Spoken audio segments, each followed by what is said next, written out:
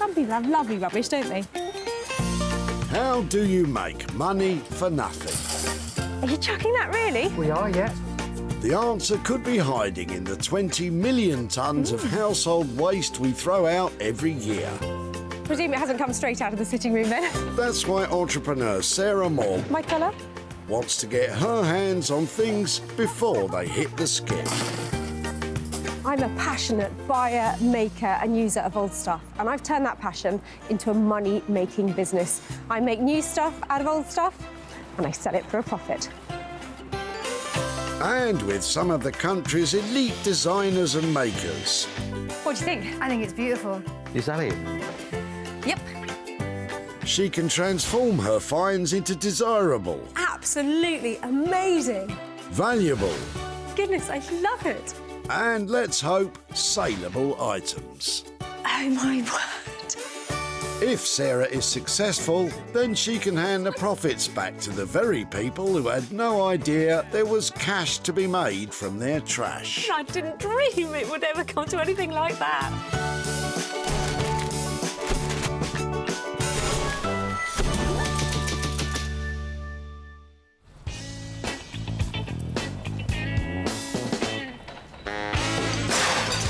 Sarah's at the Whitley Recycling Centre in Surrey, where hundreds of cars are passing through the gates and into her loving arms.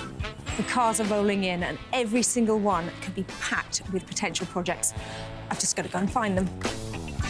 Sarah acquired special permission to stick her nose into people's boots Rubbish. in order to sniff out 3 items that she can save and transform into profit. So far, though, there's not a lot of saving going on. Sometimes that lot are awfully sneaky. They try and put things into the tip without me seeing. Throwing rubbish into a rubbish tip? The nerve of these people. Hang about. If you're quick, Bryn's got something you can rescue. Ugh, on second thoughts. Morning. Good morning. Hi there.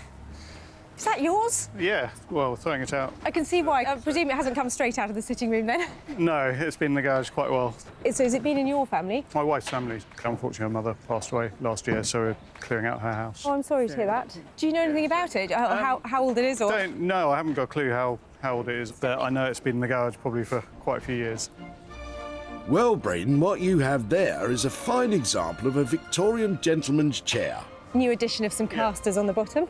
dating back to the turn of the 20th century. It defined an era when gentlemen felt that they needed their own chair to sit down in. Anything that comes into the recycling centre that's Yeah. solid, still in one piece and hasn't collapsed like a flat pack has definitely got some Yeah, potential. So if it could be refurbished or done something with, can I come and find you and show you what I've done with it? Yeah, that'd be really good, yeah. So I'm going to take this away and say thank you so much. Cheers. Sarah's got herself a 100-year-old chair, complete with 100-year-old dirt by the looks of it. Any idea what she's got in store for it, Bryn? I don't know, hopefully make it, look nice again. You can see the frame's all nice. I'm assuming she'll reupholster it, so really interested to see what it comes out as. Well, this poor old chair, it's out of fashion, out of love, and fresh out of the garage. And that is the only fresh about it. It's in a pretty tricky state, but it's got potential. It's just buried under all of this. And Sarah knows just a maker who will relish the challenge. Anthony Devine, upholstery megamind. Anthony has 2 decades of design experience and now passes that knowledge on to others at his School of Upholstery. Anthony's work is loud, exciting and experimental. My style to somebody else's style is I try and avoid looking at other things. I try and avoid seeing what everybody else is up to. Now it's like in the workshop, come up with the idea. Do you know what? This is my idea and this is the best I could do. Judge me on that. I'll always get the job done. I might have to stay up late and do it. Yeah, with a few kind of twists along the way. Yeah, you don't mind a late night, eh? Well, you might want to bring your sleeping bag because this is on its way.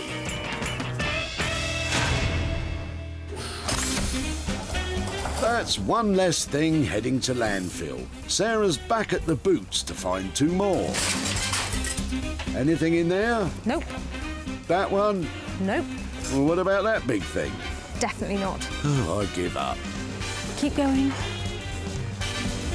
Well, if you don't like what Lorraine's pulling out of her car, I'm stopping for lunch. Hiya. Hello. Hello. Pair of nice chairs. These yours? They are indeed. Just had enough of them? They are rather old and a bit battered. They've got a really retro look to them. How old do you reckon they are? 1950, something like that? I would have thought so. They were my mother's. OK. Were there more than 2? Yes, I don't know if there were 4 or 6 because I was only little at the time. They had a table, but I'm still using the table at home. They have got a lovely retro look to them that people quite like at the moment. Oh, right. But not your cup of tea. No. So can I rescue them before you get them in the wood skip? Yes, you can. Well, thank you. You've made my day. Thank you so much. You're welcome. Sarah's bagged herself a pretty jazzy-looking pair of chairs. But what do you think is in store for them, Lorraine?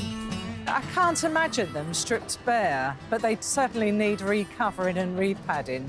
I would imagine that she'll make them look as lovely as possible and someone's going to get some use from them.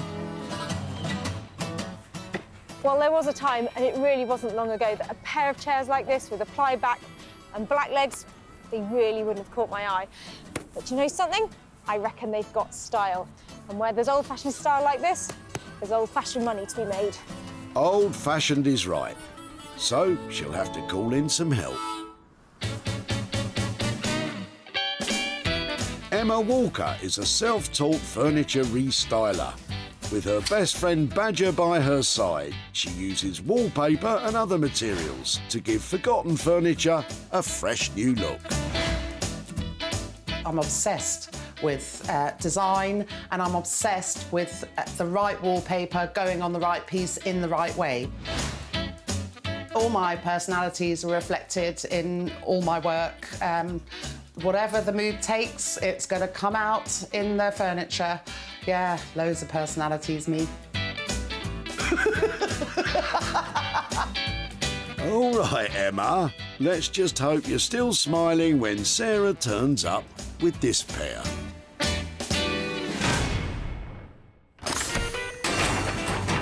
That's 2 items now safely squirreled away. Sarah's desperately searching for one more which she can work on herself. No time for a rest round here. You snooze, you lose. Speak of the devil. It's quite a good one, that one. Most of them are. Oh, I don't really want to think about that, thank you. Perhaps Suzanne has something a bit nicer for you in her boot. Perhaps not. What's hiding under there? Maybe I don't want to know. Hi there. Hi. Have you got anything good you're throwing away? Just an old typewriter. Under there, is that a typewriter? Yep. Go on, let's have a look then. Do you want to have a look? It looks really old. It is. That's an amazing one. There you go. How long have you had that? Since I was a young teenager, I guess, when I first started to learn to type. And where did you get it from? Because it wasn't you then. No, it came from my great aunt, who was originally a secretary, and she passed it to me, and it's been in the family ever since. Where's it been? Have you had it in the house, or have you just had enough with it? Yeah, originally it was in my mum's house, and then it got moved to her shed, and she passed away in the last couple of years, so I'm busy sort of getting rid of stuff, and it's been in my garage sitting there for a while while I decided what I needed to do with it. Right. And I've now come to the stage where it's time for it to go, unfortunately. Well, anything like that that's been so beautifully designed must be able to be recycled. Yes, yeah, it'd make me feel better about it rather than just throwing it away. May I take it away? Yes, of course. Do you want the Excellent. cover with it? Oh, it's a good old-fashioned leather cover as well. Definitely. It's going to be heavy, isn't it? Yes, it is. Yeah, the weight's at the back. Oh, yes. Thanks ever so much. You're very welcome. Hold the front page. Sarah's got herself a sweet, lovely little This thing's vicious. vicious typewriter. What do you think will happen to it, Suzanne? In my mind, I always imagined perhaps it could be used as some kind of base for a table lamp or something like that. Oh, that's actually a good idea. Have you got anything better, Sarah? struggling to imagine it being anything other than the typewriter, but I think when we get down to it, there'll be something fabulous made out of this. You should talk to Suzanne.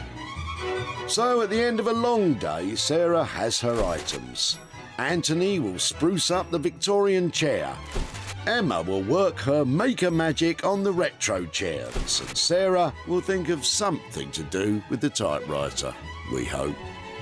Well, that was close. It looked like nothing great was going to turn up, but actually, I found some absolute crackers.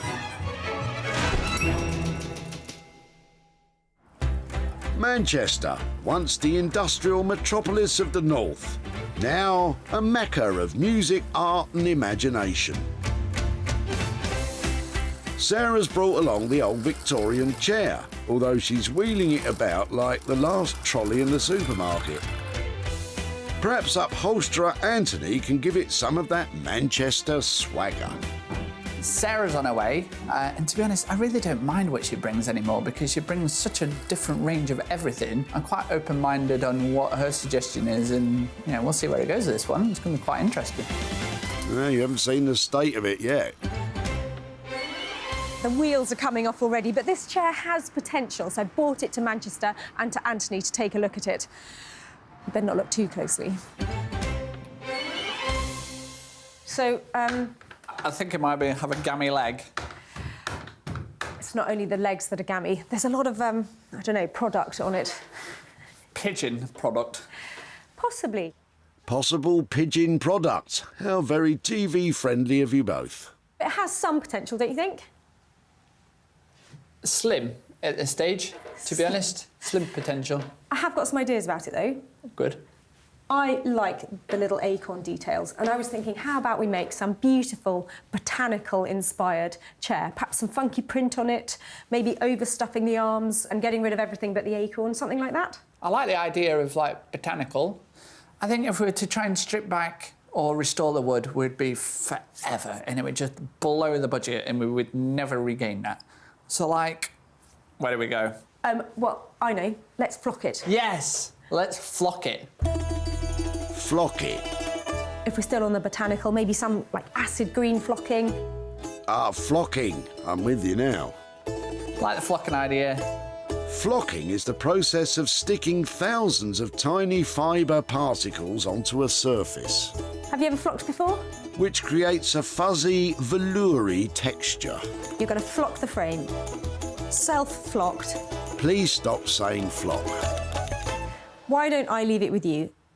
After all that, I think the plan is that Anthony is going to attempt the flocking himself and add botanical-themed fabric to tie it all together. Sounds expensive. OK, money? Around the 500 quid mark, to be honest. Any chance you can do 450? 475, we got a sales deal. Oh, go on then. See you soon.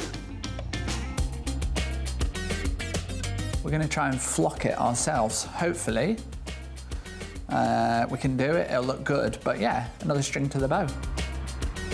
Well, that sounds exciting, doesn't it? I'm a bit anxious. It's a lot of money.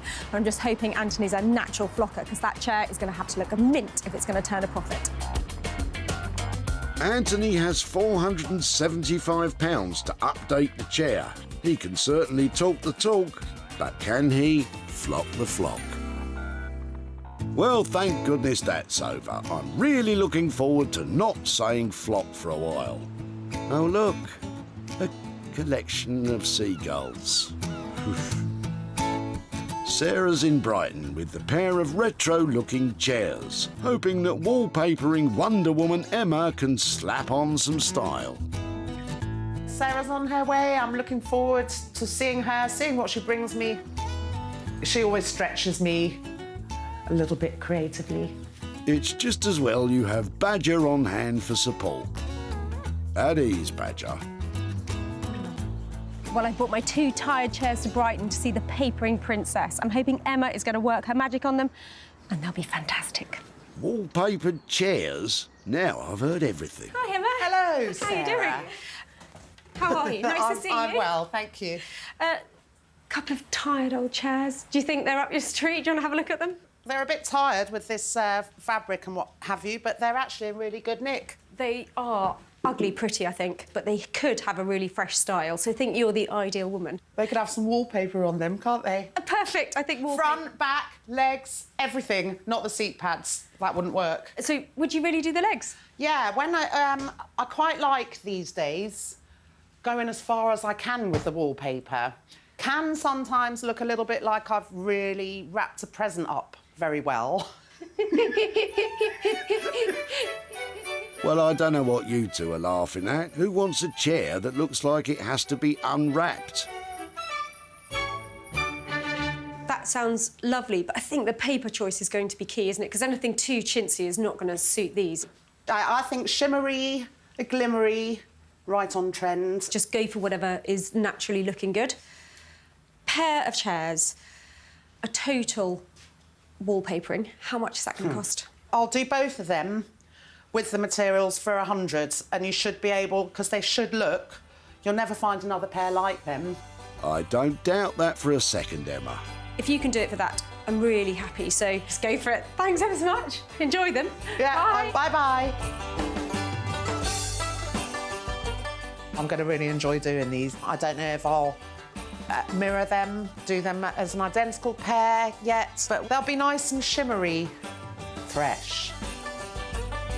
Well, that's a great price, and with Emma's big ideas, I reckon those chairs have got a fighting chance. Emma has £100 to gift wrap the chairs. Let's hope Christmas comes early and it's not a massive turkey. With our makers off and wrapping in Sussex. Sarah is back home and ready to start on the novel she's always wanted to write, about a brave dog called Bramble, who lies about in bed all day. Or maybe not. Well, I love this old typewriter, but its typing days are definitely over. It's seized, and that is not something you want to associate with a typewriter. It's got some lovely details. The letters on here and the typography is so nostalgic. So I reckon there's heaps of things to be done with this.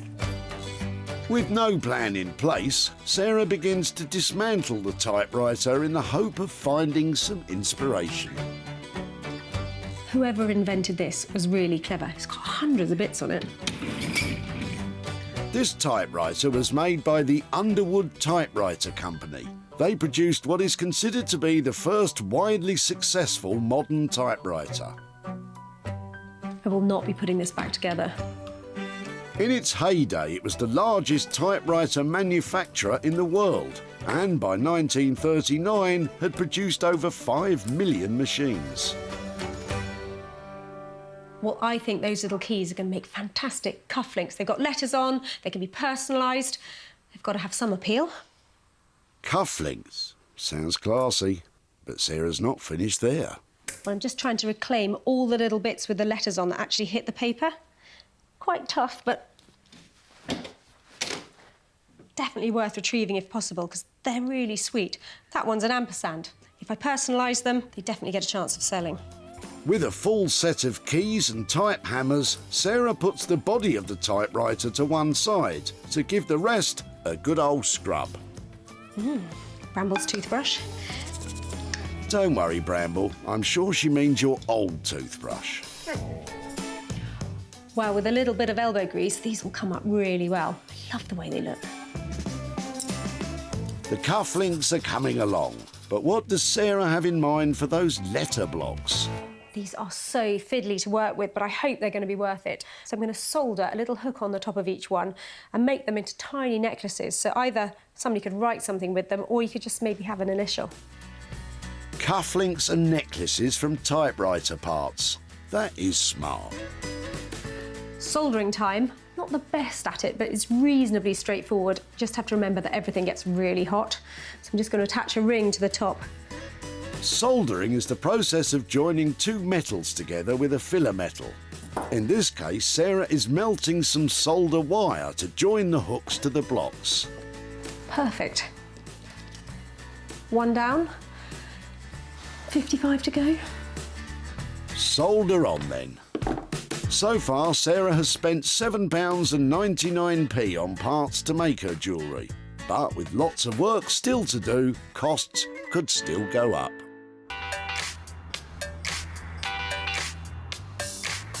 Back in Manchester, and it's flocking time. Well, nearly flocking time. Anthony needs to strip the chair first, and he's discovered that he's not the first person to have worked on it.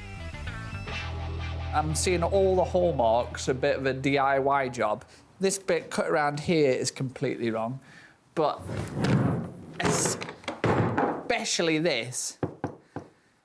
Any upholsterer with any credentials would definitely not put any wood on the bottom here. It's a quick way of shoring the whole frame up, so I'm worried that if we take this off, the whole chair is going to become wobbly. So there's only one way to find out, and that's start stripping. A frame that's going to fall to pieces. Great start. Anthony begins to remove the fabric and padding so that he can get a good look at the hardboiled base, which may or may not be holding the whole thing together. Hopefully, when I knock this off, it's not going to find a wobbly frame underneath it. Hardboiled does not make for the comfiest of chairs. Nowadays, elasticated webbing is used as base support as it's strong and, more importantly, flexible. So, Anthony, the hardboiled is off. Is it holding together? To be honest, the frame is in not bad condition. Thank goodness for that. Next, Anthony is removing the fabric backing and armrests. So now we've got the fabric off, it's a case of making sure we've got all the tacks and the nails out, and then we can actually clean the frame, ready for the good stuff to begin. And by good stuff, I take it you mean time for the flocking. I can hardly wait. As Anthony struggles with his chair, in Brighton, Emma is hoping to have better luck wallpapering her pair. I do like doing a chair. I've usually got a chair or two on the go, and a pair is nice to have, so I'm going to really enjoy doing these. What's the first step, Emma? Yeah, take them apart, get to know them before we put them back together. We will rebuild you. With only a couple of screws holding the backs to the bases, Emma can easily remove... Oh, are you all right, Emma?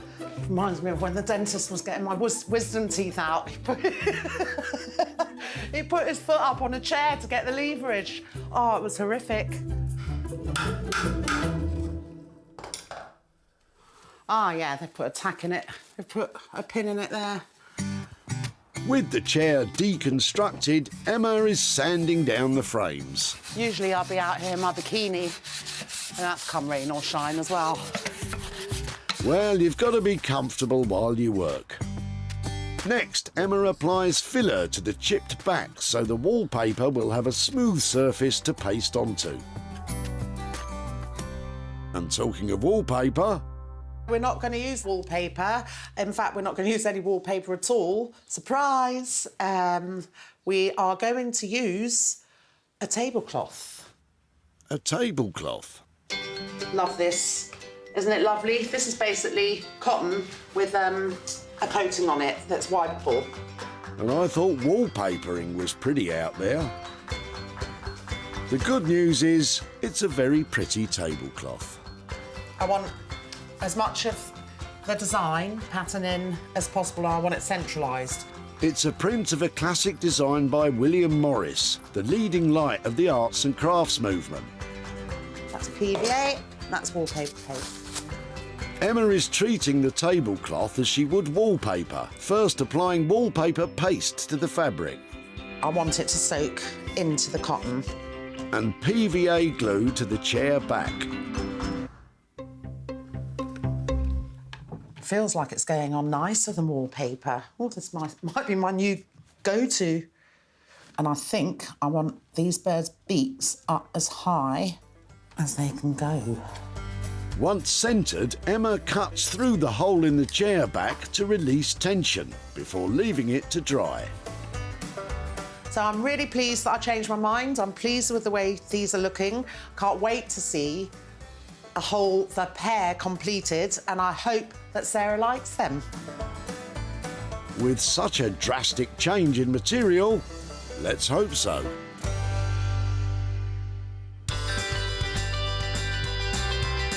Back in Manchester, Anthony is well on his way with the Victorian chair.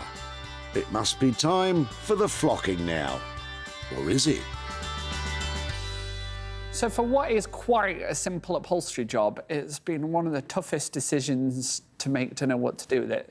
As you can see, I've currently done nothing with the woodwork. I've made a start on upholstering it. We're going to go slightly unorthodox. We're going to put the fabric on first, and we're going to see what it looks like, and then hopefully the chair will speak to me. Oi, Anthony, it's the chair here. Where's the flocking? Hopefully it'll say, use this, and then it will just look amazing.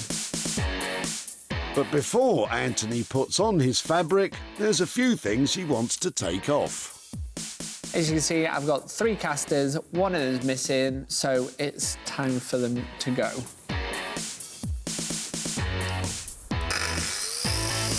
Taking an angle grinder to 3 small casters may seem over the top, but it does produce pretty sparks. How is Sarah going to wheel it home now? I don't need that anymore. That's a lot easier. Now it's decision time. Anthony needs to get the fabric out and decide what to do with the frame. This is what I meant about getting the fabric in place before we started the wood, because now the mind starts rolling, going, should we pick up these colours? Should we do it with this colour? Should we use this colour down here? Now the energy is starting to rise, and yeah, fully inspired and ready to get cracking. That is some pretty funky fabric, but Sarah isn't going to be happy until the whole thing looks good. Flock, stock and barrel.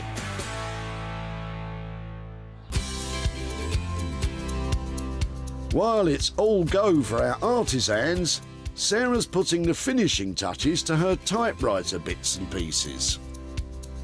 Well, a lot of hard work has gone into making all of these pieces. Let's hope it pays off. When Sarah saved the typewriter, the old machine's glory days were well and truly behind it. But with a bit of imagination, it's back in action. Sarah has fashioned the keys into classy cufflinks. Using metal putty, she has painstakingly secured each character onto ready-made cufflink backs that she bought online. The letter blocks have been beautifully gold-plated, and the soldered hooks mean they're ready to attach to any chain. It's a shiny, stylish, and seriously inventive way to reuse the old typewriter. Well, after all that hard labour, the results are surprisingly delicate. These tiny little pendants with their lovely gold plating look really shiny. And all together, there's so much personalisation available here for gifting. I think I've created something that's delicate, that's saleable, and that's quite original. And to think these typewriter parts were almost put in the skip. Have you got anything good you're throwing away? Just an old typewriter. No longer working and taking up space in the garage, it had been passed down through Suzanne's family, and she was happy for Sarah to take it on. In my mind, I always imagined perhaps it could be used as some kind of base for a table lamp or something like that. Well, not quite. Sarah got straight to work trying to find a buyer for the jewellery. And it wasn't long before Jo snapped up the gold-plated letter block charms for her gift shop in Manchester. I absolutely love them. They're really unique and they go really well with the vintage typewriter prints that I'm selling at the moment. But did Sarah have any luck with the cufflinks? She's in Godalming in Surrey to show Suzanne the transformation and hand over the profit. Hi there. Hello, Suzanne. Sarah. Nice How to are see you. Very nice to see you too. Well, I was so pleased to see you the first time we met at the recycling centre with that lovely old typewriter. It was a very challenging project to start with because it was so well made. Yes. It was very difficult to take apart and do anything with. Yeah. So I ended up attacking it with hammers Oh, and okay. all sorts of things. To make these, your typewriter now looks like this, reimagined as cufflinks. Oh, what a wonderful idea. I took off all of the tabs, Brilliant. all of those bits on it where you had learnt to type, and Yes. also took off the hammers and had the little bits on the end plated to make charms for That's necklaces. absolutely fantastic. I wouldn't have dreamt you could do anything like that with a typewriter. That's amazing. Yeah, so do you think your aunt would ever imagined her typewriter would end up like that? She'd be over the moon. She'd be just pleased that it's still in existence, so that's amazing. Well, it's definitely in existence. In fact, it's going places. It's going to be going to weddings and parties and to all sorts of occasions because those cufflinks and the necklaces have sold. I've got some profit here for you. I have Wow. got £472 and a penny here. Goodness, that's amazing. I'm over the moon. I didn't dream it would ever come to anything like that. Oh, crikey. A bit of a surprise there. but Definitely. Is there something that you need to spend money on at the moment? Well, yes, I'm in the middle of a major DIY reconstruction in here, so, yeah, anything to go towards that is brilliant. Well, there's a bit there, and I Yes. hope that you enjoy that project because I certainly enjoyed this one. Yeah, thank you so much. Thank Absolute you. pleasure. Lovely Thank to see you. And you. Bye-bye. Thanks. Bye. Bye-bye. Sarah spent £62.99 creating the jewellery. The cufflinks all sold to private buyers, and along with the charms, they made a total of £535, giving Suzanne £472.01 to help with the DIY. Sarah has proved she can turn cast-offs into cash. Now she's back in Manchester, expecting to see a flurry of fantastic flocking from Anthony. But what are the chances he actually did it? Anthony? So Sarah's on her way. I think she'll love it, but it's not quite what we discussed. Well, blow me down. It was a case of what could we bring to the party, and we just invited everything. Well, I left Anthony with a massive challenge because that chair was tip-bound for all sorts of reasons, and I just can't wait to see what he's done with it. Let's hope he's pulled it off. When Sarah dropped off the old armchair, it was dated, dirty, and no one would have dared to sit on it. But now...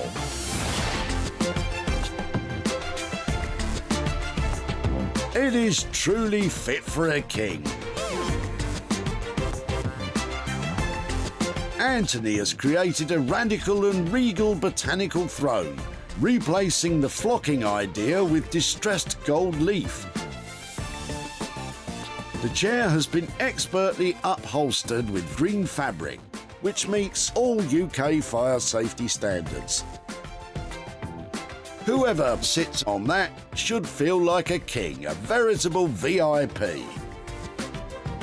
But did Sarah have her heart set on the flocking? Anthony? Hello. Oh, my goodness me. That is... Are you well? Anthony, that is fantastic. What a transformation. Isn't it amazing? A little bit different to what we agreed, but...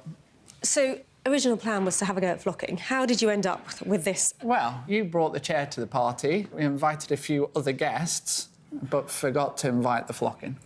OK. Then we thought gold leaf, and I was like, oh, could work, could work. But the first thing we found was the fabric. I seen this, and I was like, wow. Yeah, I completely agree with you. It's got all the right things going on. It's got botanical influences. It's got that nice Well, dark I side, remember hasn't having it? a chat about the botanical, so I wasn't too far off with what we agreed. I don't care what we agreed. Just a bit of a twist. Whatever you've done to this is the right thing to do. Was it a lot of work, though? Because I think budget on it was 475. Is that where it's ended up? We're still on budget, but it looks so much more. I agree with you. I'm blown away. It's one of my favourite things I've ever seen you make. I think it is beautiful. Absolutely stunning. Tick. Tick is right, Anthony, and give yourself a gold star for staying on budget.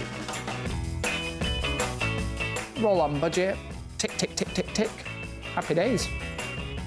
Well, the king is back. That chair is now an absolute throne. I can't imagine anything nicer having been done to it. That is a triumph.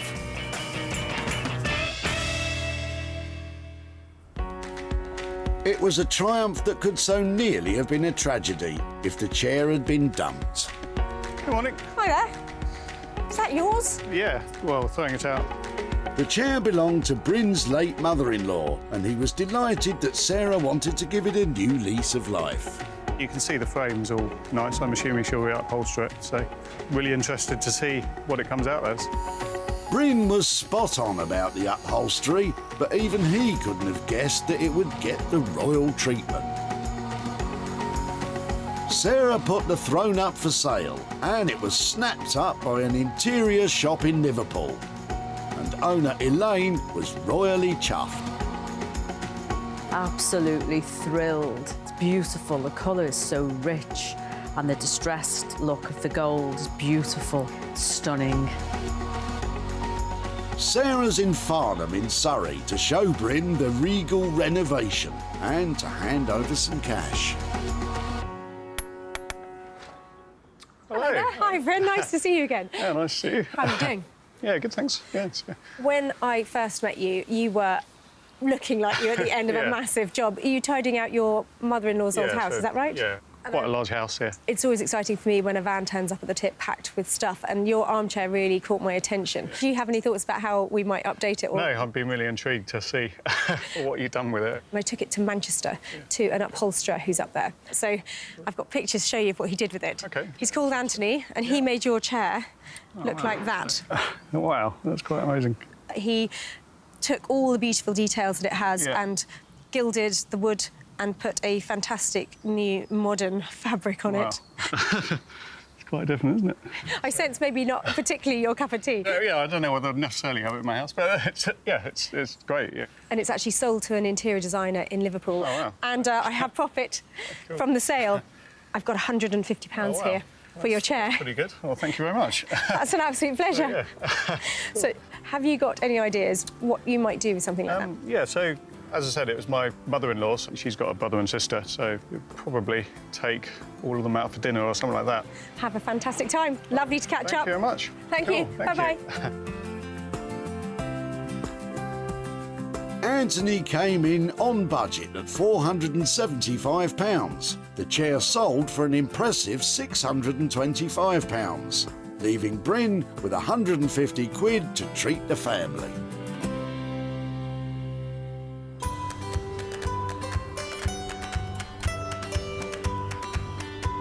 Sarah's back in Brighton to see how Emma has got on with the 2 ply-back chairs. I hope Sarah likes the chairs. I think they're quite good fun. Sarah will see red, but hopefully in a good way. Well, I left Emma with a pair of chairs which could probably at best be described as ugly, but she's had some big ideas for them. Let's go and find out if she's pulled it off. Before, the chairs were battered, chipped, and had lost their mojo. But now...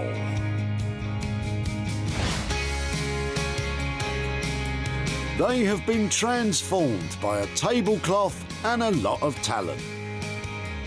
The classic William Morris print now covers the backs, seats, and struts of the frame. And the chairs meet all UK fire safety standards. Emma has sanded the cloth at the edges so it blends seamlessly with the wood. Topped off with bold yellow legs, Sarah will certainly not be expecting this. Emma? Hello, Sarah. Hello. Emma! A pair of chairs. Emma, aren't they amazing? Do you think they're amazing? I'm so glad you think so. They're quite good fun, aren't they? They look really good. You've really pulled them together. I'm amazed that they look so sharp. I just changed the colour last night. You did? Yeah. You're a nightmare. I know. What was I thinking? And I've done a little bit of extra here and here. And then we've got a cheeky little bit at the back. Lovely. Inside there. So, well, I wouldn't usually mix mid-century modern with arts and crafts, but it's kind of worked. I think it's massively working. I'm really pleased with them. I think you have done a fantastic job on those. Can I talk about money? Yes. So how did you get on with the price? All in for the pair, £110. Yeah, that's a good price, Emma.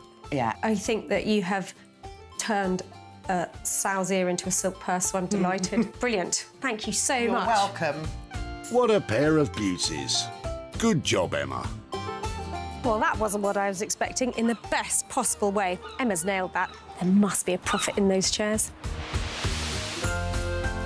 When Sarah met Lorraine at the dump, she pounced on her chairs. Hello. Hello. Pair of nice chairs. These yours? They are indeed. Lorraine was happy that Sarah spotted some potential. I would imagine that she'll make them look as lovely as possible, and someone's going to get some use from them. You were certainly right about that, Lorraine. And Sarah wasted no time in finding a buyer. Deborah from retro shop Tea and Roses in Bridge North loved the chairs. I saw the chairs and I thought they were great because at the moment we've got a real William Morris and arts and crafts feel going on in the shop, and I thought they'd blend in perfectly. Sarah's in Hazelmere in Surrey to catch up with Lorraine and hand over the profit. Hi, Lorraine. Good morning. How are you? I'm fine, thank you. Nice to see you again. And you? I was so pleased the first time we met to see those chairs coming out of your boot, because you'd had them for quite a while, hadn't you? That's right, they belong to my mother. They got them when they first moved into their house a long time ago. Any ideas what we might have done with them? No, I mean, just put in another cover on the seat, but no. Well, I'm really lucky I work with a lovely designer who's based in Brighton. He specialises in using wallpaper to update things. So I gave them to her, and I've got some pictures here to show you how they've ended up. This is what she's done with them. Ooh. Glasses on, close inspection. She has used a William Morris print to pattern the backs of them and found a lovely oilcloth to do the same on the seat and given them a complete new lease That's of lovely with life. the birds. What do you think of them? I think they're fantastic, but they don't look like the chairs. They do and they don't. They look really good.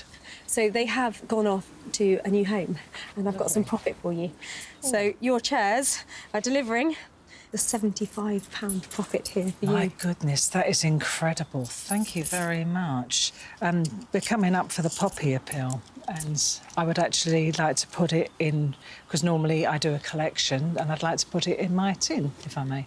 Oh, lovely. Well, that's a great place to put that. It was all Emma's hard work. She did such a lovely job on them. The finish on them is amazing. Will you thank her, please? And thank you too. That's wonderful. Well, it's an absolute pleasure. Thank you very much for letting us have your chairs. Thank you. Bye-bye. Thanks. Bye-bye. Emma's costs came in at £110. Sarah sold the chairs for £185, giving Lorraine £75 to donate to the Poppy Appeal. Great result.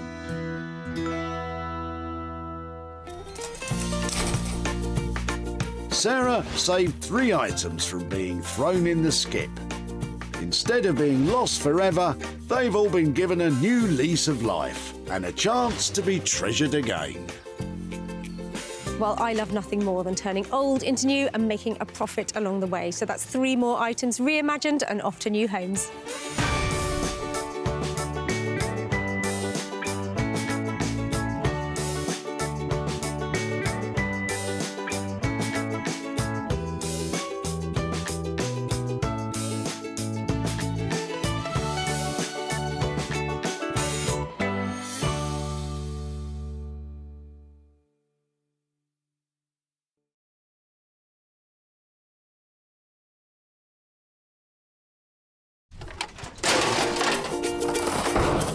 It's like waiting for the ships to come in, isn't it?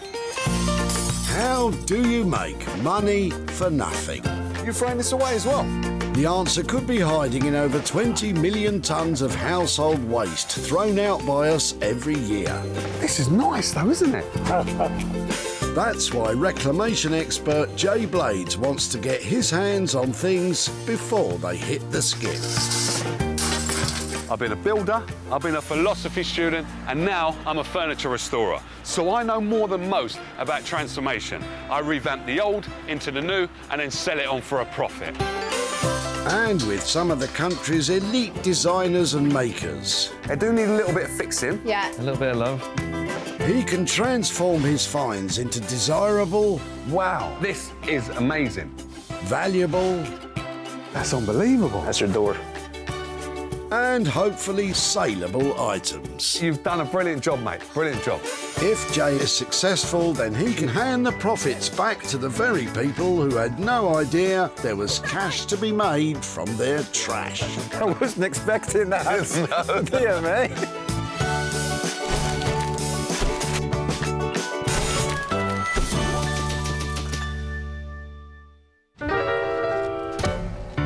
Welcome to Walsall Recycling Centre, a lively scene of hustling and bustling, where Jay is on a mission to turn your trash into hard cash. Now look at this. It's super busy. I don't know why I'm talking to you guys. I need to get out there and find some gems. But before you make a beeline for your local tip, take note. Jay's been given special permission Or anything, any junk. to seek out 3 items that he can reclaim, revitalise and sell on for a profit. What are you throwing away? First to catch Jay's attention is David, with a piece of furniture on its last bobbing legs. That looks nice. Hello. Oh, let me give you a hand. Oh, cheers. Thanks. Thanks very much. How you doing? I'm Jay. Hi, Jay. How you doing? Yeah, good. So, obviously, you're throwing this away. Correct, yeah. And why? Mum's moving with us to Somerset, so we decided to get rid of all the stuff in the house. That's about 50 years old, so... So you remember this as a child, then? 50 years ago, I guess, yeah. Right. There's just only a certain amount of stuff we can keep, you see. So Mum doesn't mind you throwing it away? No, not at all, no. It's been stuck in the garage at the back for years, but good craftsmanship in those days, by the looks of it. No, it was. And look, it's still solid. Obviously, you've got that split in there and that split. But that's not a problem at all, actually. I do like it a lot. Would you mind if I was to take this? No, please help yourself. And I'll keep you posted on what I've done with it. Yeah, Is that'd that be all right? Yeah, that'd be great. Thank you. You're welcome. It's diamond. A jewel of a find indeed, Jay. So, David, any thoughts on what the future may hold for your mum's table? Bit of modern chic. What do they call it these days? Distressed chic or something? I don't know. I'm sure he'll do a good job. Well, thank you for your vote of confidence, but here's hoping it won't be too distressed. Now, it's not every day you come across an oak table. Now, this table is lovely. The features on it are to die for, but it's got a naughty crack right down the middle there, and also on one of the drop leaves. But I'm a great believer in bringing things back to life, and I think I know someone who can help me out on this one. And that's someone that Jay's invited to the table. Daniel Heath, the Renaissance man of rubbish. Daniel's passion is to take unused materials and make them sing. There's a point in the creative process where you kind of have this eureka moment. It's a painful process of trying to extract an idea and put it into some visual that works. I like to think that the limits are only temporary for what we can do, and I get really excited by new opportunities that I haven't really even thought of until they come along.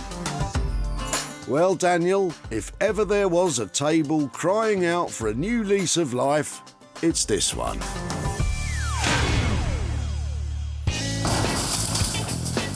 With one item safely tucked away, Jay's back on the lookout for enterprise number 2.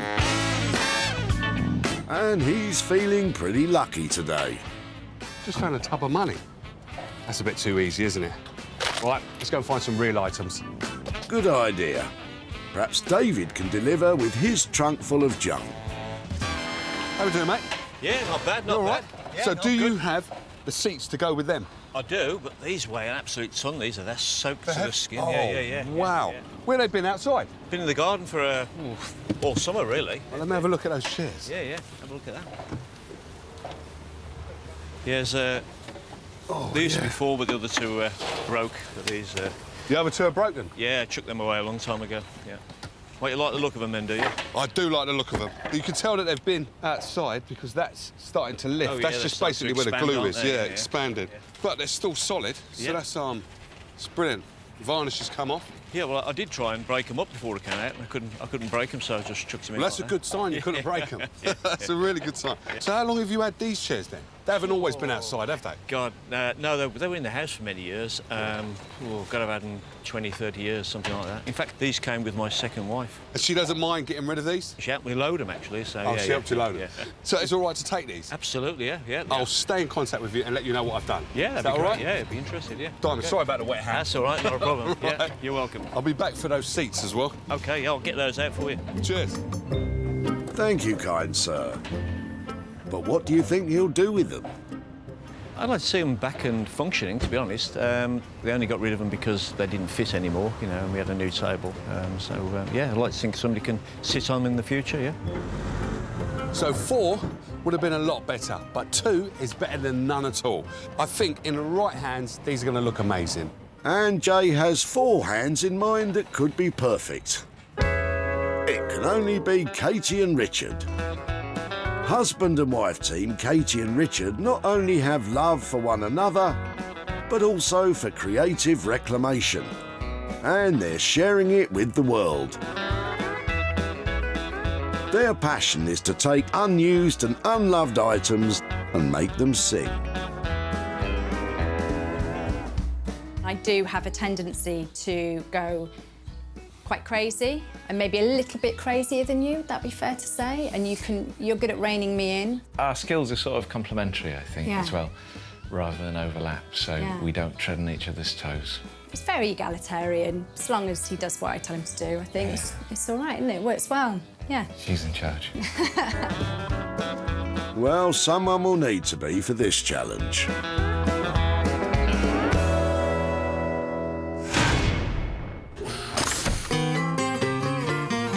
That's 2 items gathered, tagged and loaded onto the money for nothing wagon. Now it's time for Jay to chase down his own pound-making project. I did it all by myself. And he's making himself useful along the way. Good man, Jay. There we go. All right. One good deed deserves another. Could Lee's boot full of junk be music to Jay's ears? No way. How we doing, mate? Yeah, OK. Yeah. Don't tell me you're throwing these away. Yeah, I'm throwing these away. Why? It's been in the shed for too long now, so just going to get rid. These are nice, solid items, these are. Did you used to be a DJ or something? What? Yeah, about 9 years ago, and I just stopped. What's in this one? Are you throwing that away as Yeah, well? throwing that away. It's empty. It's just a flight case. Flight case? Yeah. So what used to be in there, then? Just turntables, a mixer, both sides. So this is redundant. Oh, blimey, they're heavy, aren't they? So what music did you used to play then? A bit of funky house, speed garage, a bit of everything, really. You must miss it, though, eh? I miss it, but it's having the time. Yeah. You grow up. You grow up, yeah. Work, get a job. And why are they so heavy? Is it because of the speaker that's inside I'll it? do edges, though. There's a massive magnet in there anyway, so... Oh, there's a magnet in there? All right. OK. So, if it's all right with you, can I take them, yeah? Yeah, it's fine. Sure? Look, it's going in there anyway, so, yeah. All right. Well, I'll probably be able to turn these into something, and then I'll stay in contact with you and let you know what I've done, yeah? Yeah, that's fine. Good on you, man. But you've got to give me a hand with these, because these are too heavy, man. Blimey. A little less complaining, please, Jay. A great find, though. What do you think's in store for them, Lee? Be interesting to see what you can do with it. Can't see what you can do with it, but it'll be interesting. So these are so cool. What we've got is a massive long flight case and 2 industrial speakers. Now, they are heavy, just take my word for that, but I'm really excited about these ones. I think I could turn this into something amazing. That makes it 3 items banked. Daniel will take on the table. Katie and Richard have the chairs to transform. And Jay will work his magic on the old DJ kit. Now, that's it, done and dusted. Got 3 good items in the bag. Let the games begin.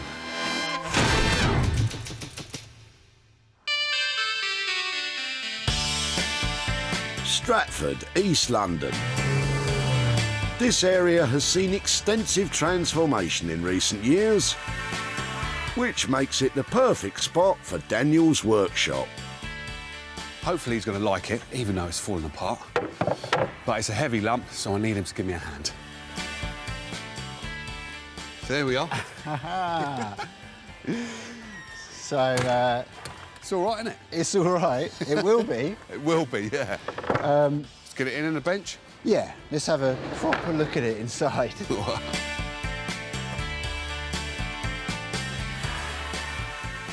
Righty. Okay. Can do something with this?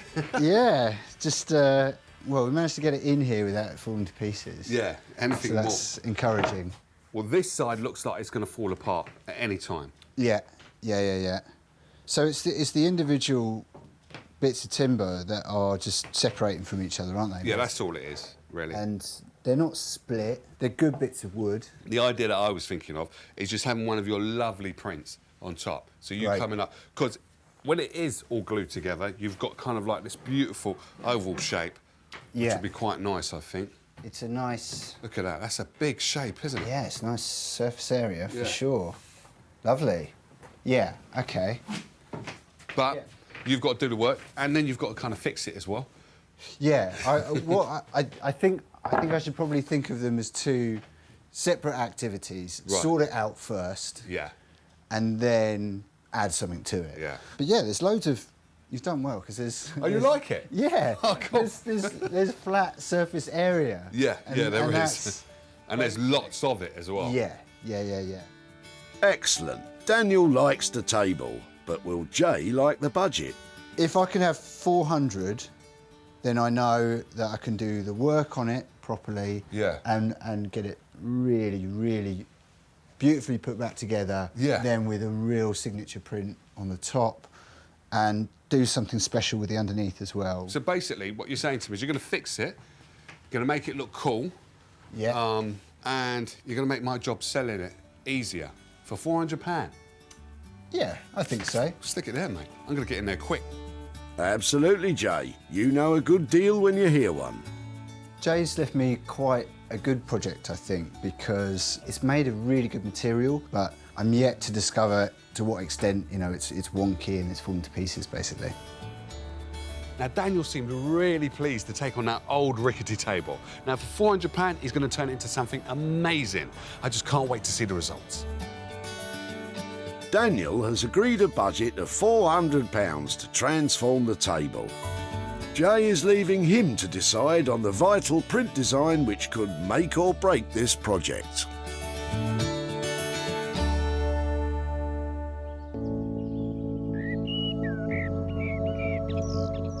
The charming county of Monmouthshire in South Wales. The ideal setting for husband and wife team Richard and Katie to lose themselves in the art of reclamation. I'd really like for him to just bring something that's just totally overlooked, really dilapidated and a bit sad and just needs a bit of love. Yeah, something that's a bit sad and lonely, lived a long life, but is now on its way down, and we can give it a lift, rejuvenate it. Forget about the chairs. I'll be right over. I'm in sunny old South Wales, and I've come to see Katie and Richard. And I've brought them along these lovely teak chairs. Now, they need a bit of fixing. I'm sure they can handle that. Let's go and see them.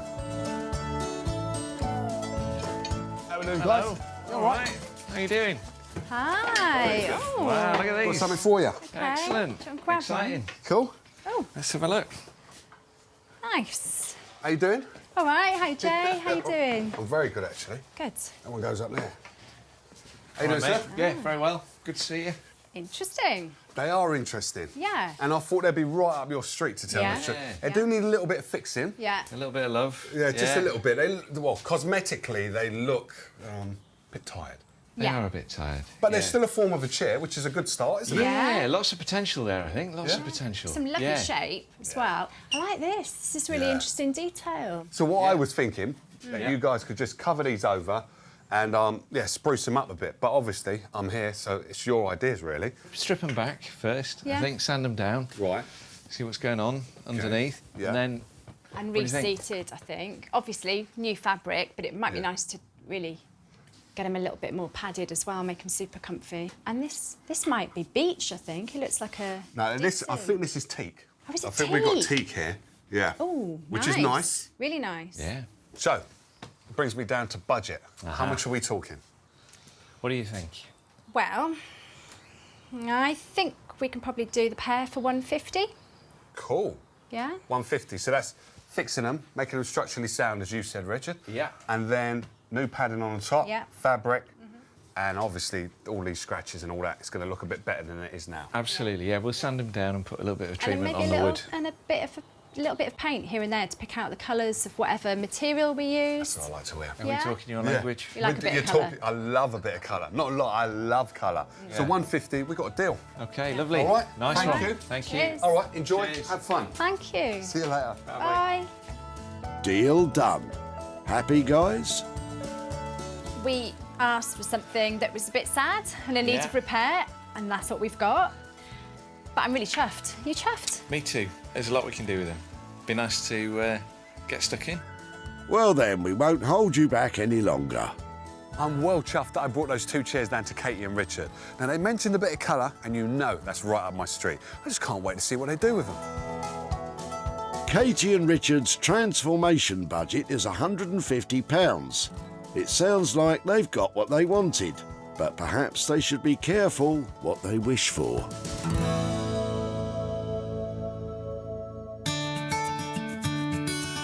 Wonderful Wolverhampton, the creative hub that Jay calls home. The man himself is at his workshop and is raring to get started on the old discarded DJ gear. It's a nice little DJ set, this is, but its partying days are well and truly over. What I'm intending on doing to this is turn it into a luxurious dressing table.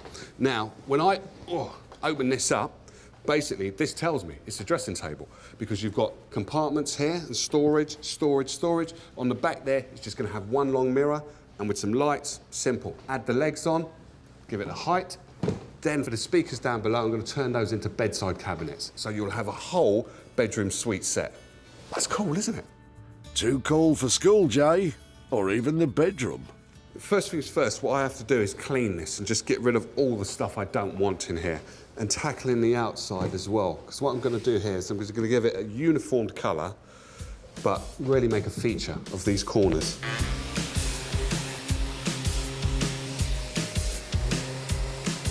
That's the exterior prepared. What's next? So what I'm going to do now is start to rip out some of this foam and basically give me a chance to actually get in there and get all this dust and sand it a bit better. So that's both of them rubbed down, ready for the primer. So the mirror part and also the dressing table. But before I do all of that, I'm going to measure out for a lid base. And what I mean is this kind of bit of lid, and it's going to cover up all of the stuff that you've got inside it. So you don't really want it to be on display, you know, all your messy stuff. Have a hole in there, put your finger in, lift up the lid, and there you go. Measure twice and cut once. So just measuring up again, make sure I've got it perfect. Good man. We like a bit of perfection around here. So I've got a number of these that I want to cut, and what I brought out is the big boy saw to just save on the arms. And speaking of which, a gentle reminder to save other parts of the body by wearing a dust mask and eye protection.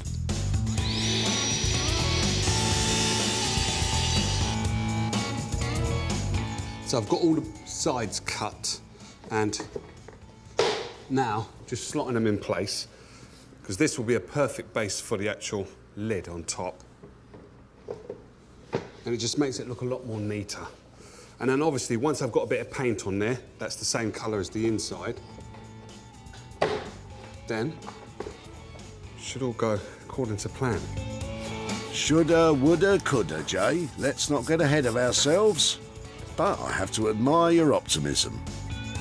So now I've taken the sides out, you can see the compartments working really well. Just need a splash of colour, lids, legs, back, mirror, lights. God blimey, there's a lot to do, isn't there? There certainly is. You'd better get those sleeves rolled up. And with £26.50 spent so far and a lot of work still to be done, you may be running the risk of having to give yourself a bit of a dressing down.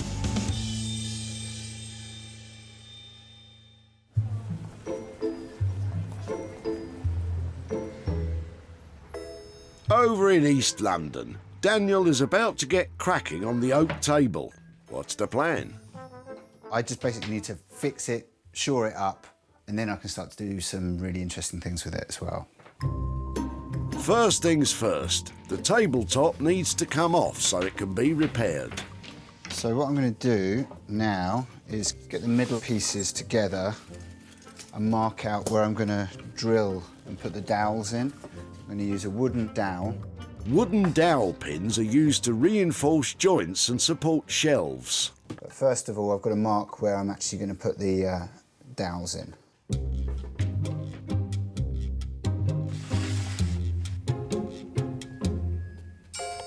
So I've got this tool, which is basically a guide for doing my dowels. So it will just make sure that the dowels are in the same height on both pieces of timber so that they'll marry together. Ooh, very clever. So they seem okay. Calibration confirmed. Lashings of glue now required. That feels good. I'm pleased with how it's come together. What I need to do now, you can still see there's a gap, and that's where I'm going to use these ratchets to basically ratchet these so that they're joined together, and they should hopefully end up with a really, really nice join. With the tabletop set aside to dry, Daniel turns his attention to the legs. It's really satisfying. It's so nice to see a man happy in his work. Great. So far, this table doesn't appear to be giving Daniel any problems. I'm just going to show you one small part of this kind of process that I'm going to do to it that's going to transform it. And I'm going to apply gold leaf to these sections here. And the first thing that I need to do is I need to apply the glue to the surface that will stick the gold leaf on. Daniel is brushing the glue into all of the creases and folds of the bobbin legs to ensure an even coverage when the gold leaf is applied. Stick it all the way around. So as you can see, it's a really time-consuming process. Time-consuming and fiddly, you say? Nothing like a little pressure to help get the job done.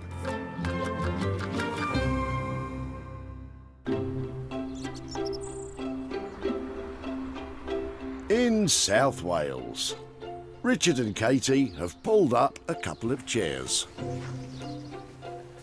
Right then. What's on the agenda for today, guys?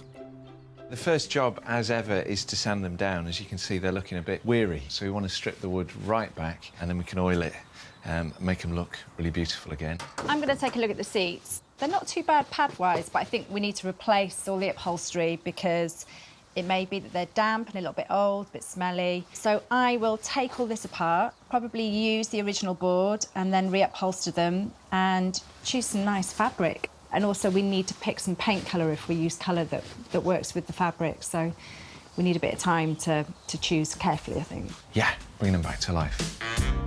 Sounds good. But it's quite a to-do list. Best get started. Yeah, it's going.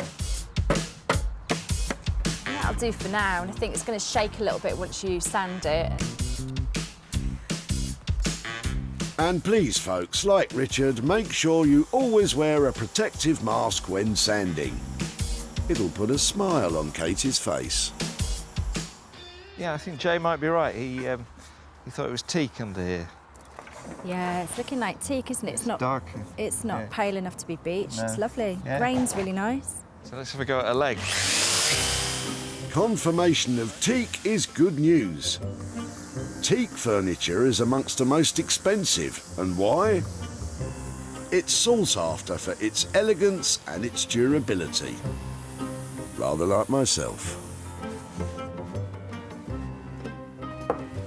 We're probably going to put a bit of paint on these chairs, just to pick out a few details. So I'm going to have a play with some colours just to get an idea of what we're going to use. With progress made on the chair frames, now is a good time to step inside a world of fabric. So this is my magic fabric basket. So I'm just going to have a little look and see if we can find anything that might work for the chairs. So we're going to need something that's fairly hard wearing, aren't we? That's a good weight. That's good. Oh yeah, that's nice with the pink. You know what's quite nice about this? It's got a bit of humour to it. The You know, idea if you're of sitting on a cactus. Yeah. Look at the colours in that. That's amazing. I love that fabric. It seems the guys are having far too much fun. Time for Minnie to jump in and help move things along. This one? What do you think? Say, if you like it. No. Well, Minnie wasn't much help, but the perfect fabric is in there somewhere. Time for Katie to focus on the seat pads. I want to keep the wooden base, and I'm just going to take off all the covering, all of this slightly manky material that we've got on that we're not going to use. See what's underneath. This is chipboard. You can see straight away that it's suffered a bit of damp. Might be salvageable, might sand it up a bit and just see if the damp's penetrated it. We might have to replace the wooden base as well. After a good start, it seems the chair is giving up some unwanted secrets. Perhaps converting these chairs on a small budget won't be so easy after all.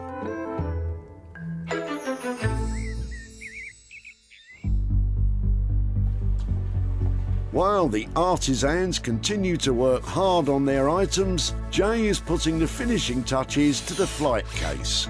This is looking beautiful. When Jay rescued the DJ case from the skip, its party days were well and truly over.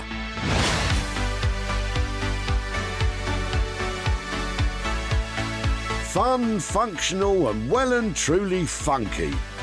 Jay's joinery skills have turned this from a cast-off case into a dapper dressing table. Standing on a set of sleek legs, it comes complete with new compartments. Alas, the speakers didn't make the grade, but Jay put all his focus into the case, and the dressing table can now play its part in many more nights to come. Happy, Jay? Now this has come out exactly the way I wanted it to. I had a few troubles along the way, but that's to be expected. I've never done a dressing table like this before, but I've got all the elements here. I've got a mirror, I've got compartments where you can store all your bits and bobs, and I've even got holes in the back for the hair dryers and all other bits. So, it's only one other bit. Let's put this down like that. The piece de la resistance, check this out. Goes like that. Bosh. Now that is cool. Very cool, Jay. Good work. When Jay met him at the tip, Lee was clearing out the remnants of his old DJ career. Did you used to be a DJ or something? Yeah, about 9 years ago, and I just stopped. You must miss it though, eh? I miss it, but it's having the time. Yeah. You grow up. You grow up, yeah. Work, get a job. Lee may have played his last record, but Jay tapped into the beat of his imagination and the rhythm of his vision. And the result? A bold and unique dressing table. The lights have been pat tested, ensuring that it complies with all UK safety standards. Now Jay is back in Walsall to see Lee and show him the transformation. How are we doing? Oh, you're all right, Joe. You all right, mate? You okay? Yeah, very good. So, do you remember your, what was it called, your DJ set that you brought down? Yeah. So how long have you had that for? About... can't remember how long, but it's been in the shed for about 4 years. Oh, is it? 4 years? It was about, I think I've had about 8, 10 years. So your DJing days are over then? Yeah, definitely over. Well, I took it on myself, that flight case that you had, and the speakers. I didn't do much with the speakers. As a matter of fact, I didn't do anything with them. But what I did with the deck was that. Turned it into a dressing table. So what you've got, these are 3 compartments. You lift them up, and then you put all your storage in there. That looks good, that does. And then you've got your mirror there, where the lights, you can change them, and it's LED. That's pretty good. You like that, yeah? Yeah, yeah. But the sad thing is, I think it's cool, you think it's cool, but no one's bought it. No one's bought it yet? No one's bought it yet. Yet. And that's the word I like to hear, because basically, I will get this sold, and as soon as I do, I'm going to send some money your way. Awesome. Is that all right? Yeah, yeah, yeah. Nice All one. right? Cheers, Jay. You take care, Nice man. one, you take care. All right, mate. See you later.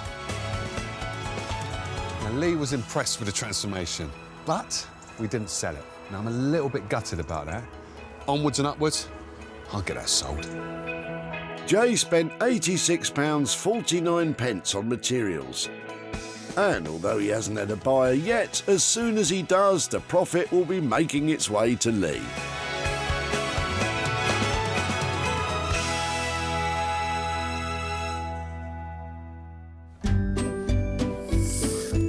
In East London, Daniel is giving the table a final polish in preparation for Jay's arrival.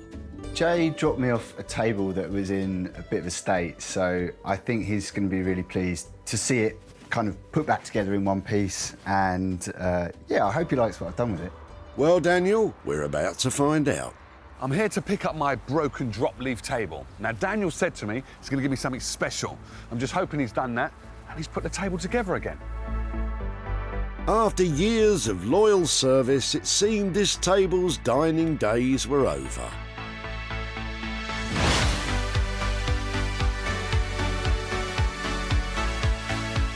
But now, it looks good enough to eat your dinner off. To turn the fractured furniture back into something functional, Daniel toiled day and night to repair, restore, refresh and renew the old table. His show-stopping design was printed directly onto the reconstructed top, creating a real centrepiece. The imitation gold leaf on the beautiful bobbin legs enhances the classy feel of this luxurious table. It's all back in one piece, but what will Jay make of it? Hey, Jay. Come on, man. Keep doing this to me. How are you? Yeah, I'm good, I'm pleased with it. What do you think? You've got to stop. You keep on lifting these levels up of your work, and you've got to give some of us a chance to catch up, mate. This is beautiful. The legs are making a statement, but the top is something else. So Yeah. there's lots of different things going on in this piece. There's a lot, but what you've done is you've created a table which just looks light, and it's got so much movement to it. Like, I think it is beautiful. It's like a table in flight. Yeah, you've made a heavy table, looks super light, and the legs, come on. You know I love a bit of bling, and that is just... Well, I just thought, you know, these sorts of tables are quite commonplace, Yeah. and I thought, well, why not do something with it that's really fun, Yeah. lifts it up, makes it into something completely different from the rest of them. So, yeah, gold leaf. Gold leaf. It's quality. Jay's happy, but did all this quality add to the budget? Actually, it was fine because I haven't really done anything other than put it back together and paint it and give it a new look. No, what no, don't say you haven't done anything. Look what you've done to that. That's a work of art, mate. You've done a bit more than just putting it together. Yeah? Yeah. That's gorgeous. But I didn't have to buy any new timber or anything like that, you know. The raw ingredients were there. Yeah. It just needed putting all back together and smartening up. Modest as always, Daniel, but Jay is absolutely thrilled with the result. Daniel has opened up the true potential of that table. I couldn't be happier. The oak table belonged to David, who was optimistic for its future. Bit of modern chic? What do they call it these days? Distress chic or something? I don't know. I'm sure he'll do a good job. Distressing? No. Stunning? Oh, yes. You said it, Daniel. And it didn't take long for a private buyer on Daniel's social media to agree. Now Jay is on his way to see David to hand over the profit. Hello, Dave. Hello again. How you doing? I'm well, and you? I'm very well, Good, actually. good, good. So how you been then? Yeah, not too bad, not too bad. So do you remember the table you brought to a recycling centre? We were actually emptying Mum's house. OK. Because she's moving down here with us to Somerset. Yeah. And my dad was a real hoarder. We lost him a couple of years ago, and we couldn't keep everything. Right. So you guys were there and took it away for us. Right. Well, it was a good solid bit of timber and a beautiful table, even though it was broken. And took it down to London, East London, to a guy called Daniel Heath. And he worked his magic on it. And do you want to have a butcher's? What he done? Yeah, absolutely. All right, look at that. Wow. Oh, my word, that is amazing. So all of that, what's on there, is his own design, and he's printed it on. That is amazing. And I thought my dad had really bad taste in furniture. No, he's got good taste, because that table was beautiful English oak. Was it really? Solid. That's incredible. That is absolutely amazing. Wow. Well, I'll tell you what, someone else thought it was incredible and amazing. OK. So much so that it's been sold, and I have for you £325. Oh, my God. Wow. That is incredible. My mum's going to love that, because I'm wanting to go away on holiday this Christmas. Right, yeah. So, there we go. It's my mum's table, and right. her and Dad bought it. OK? Sorry, yeah. It's cool. Yeah, it's incredible. Yeah? Amazing. Absolutely amazing. She's going to love it. No, that's good. And as I said, your old man, he had brilliant taste because the table was good, yeah, and it looks good, and so much someone's bought it. So incredible. It's going to keep it full circle. Thank you so much. Right? That's just amazing. No, thank you. Wow. And Brilliant. tell Mum I said hello. I will. All right? Thank you so much. You take care now. Take care then. Thanks. Bye. Bye. I think David was impressed with that transformation and the emotion that he showed because it was his father's table. Now that was touching. And the money's going to his mum so she can have a nice break. Brilliant. Daniel charged £400 to transform the table. The table was bought for £725, leaving a £325 profit to go towards David's mum's holiday.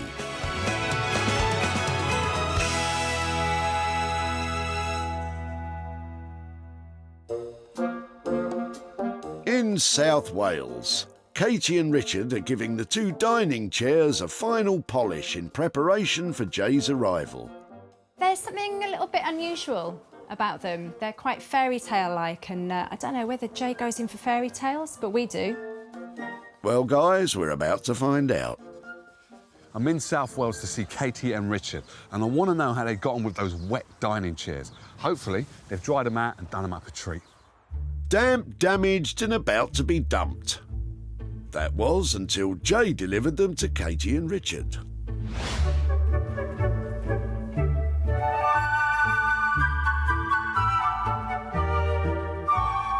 It seems fairy tales do come true. Unrecognisable from their previous life, Katie and Richard started right at the beginning to refit, refurbish and rejuvenate this pair of tired chairs. They've brought the best out of the teak, have completely replaced those damp seats, which meet all UK fire safety standards. Katie and Richard hope the new look will give the chairs the happy ever after they deserve. But what will the boss think? How are we doing, guys? Are you still working on them? No, not these. Oh. Now that's nice, isn't it? Thank you. Yeah, you like them? Yeah, I do like them. Excellent. Pink and brown. Pink and brown. Yeah, it's unusual, isn't it? I've never used pink and brown together, and I thought I'd done all of the colours. And you've got one up on me, actually. Yeah. So why did you choose this fabric? Wow, because originally we thought that the wood was going to stand up Light. more golden. Yeah. You know, not light, but golden. And we thought, oh, a nice green or a blue or tone. And then as soon as we got this, we thought, no, it's not going to work. Right. I found this fabric and it had this teak colour in it, Okay. almost, you know, and I thought, hey, will we do something really moody and unusual? Yeah. Try and And it colour also had match the this. pink, so it suggested this little flash of pink Yeah, across the top. and it's Together, tonally, it all seems to work really well. You know, so they've got a rich, kind of luxurious feel to it. like sort of 70s luxe feel. You've done it. Well done. A cracking result. But has all that work added to the budget? And budget-wise, I left you with £150 for the pair. Yeah. Yeah, Spot we're good. on. Well, spot on. Yeah. Spot on. Yeah. Yeah. Well done. I love it. I love it. Jay's been won over by the luxurious 70s look. Happy, guys? I like that he was surprised as well. Yeah. You know, it's nice to keep people on their toes, keep them guessing, and an unusual colour combination is a risk, Yeah. but I think it paid off. Yeah. Took me a little while to get my head around that colour combination, but now I love it. Those chairs are pretty and pink. Time to get selling. The dining chairs belong to David, who would have been more than happy with a little spruce up. I'd like to see them back and functioning, to be honest. I'd like to think somebody can sit on them in the future, yeah. And thanks to Katie and Richard, one can not only sit on them, but gaze at their beauty.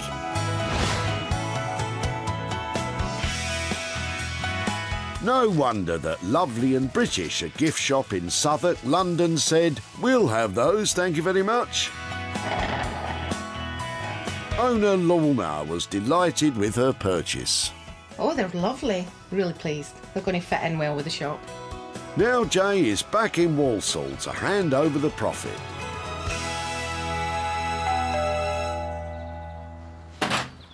Oh, yeah. How are we doing? You all right? I'm good, yeah. Good to see you. Good to see you. Likewise. Yeah, yeah. So do you remember those two chairs, or the wet chairs that you brought down Oh, to yeah, the cycling they centre? were very damp, weren't they? I took them to a couple down in South Wales, and what they turned your chairs into is...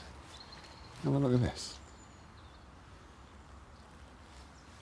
Good grief. There's those chairs. That's incredible.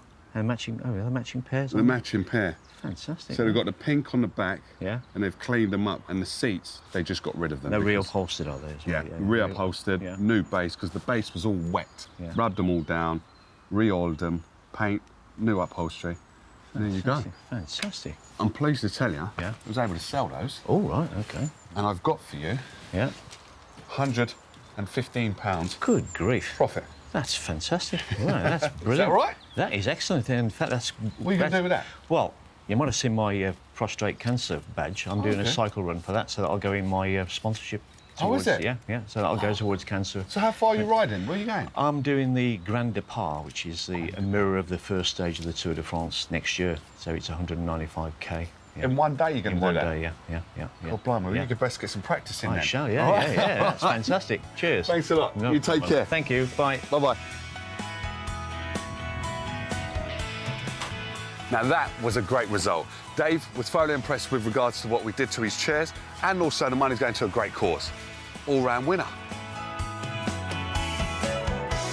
Katie and Richard kept to their £150 budget. The chairs were sold for £265, leaving David with £115 to put towards his charity event.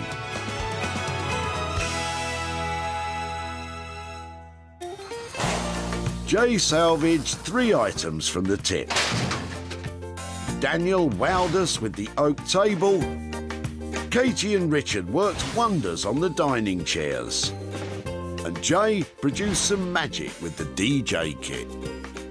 What a mix of tip finds. It just goes to show that with a bit of imagination and a lot of hard work, even the most tired items can be transformed.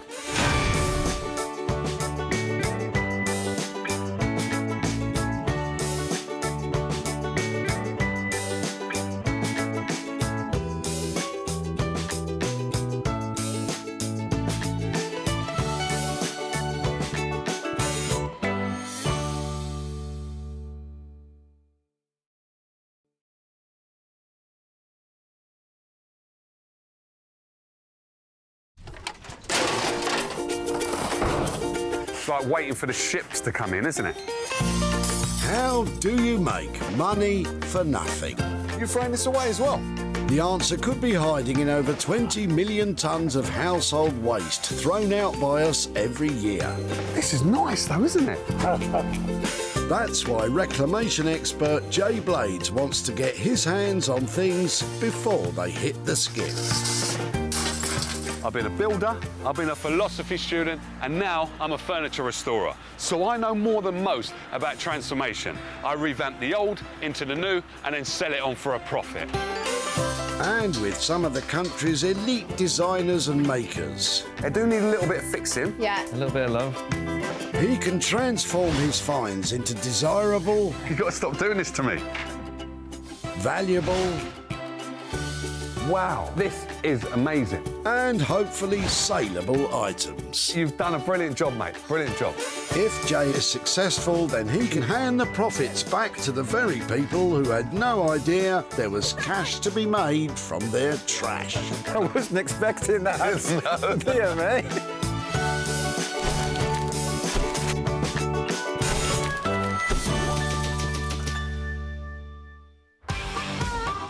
At the Walsall Recycling Centre, it's a full-on trash-tossing frenzy.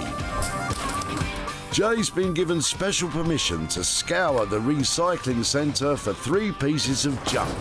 But if they hit the skip, they're gone for good. My job today is basically to save good quality rubbish from that guy over there. So there's a bit of a competition got going on here. Jay's in it to win it in his battle with the crusher. But there's one thing we need to know. What exactly is this good quality rubbish he mentions?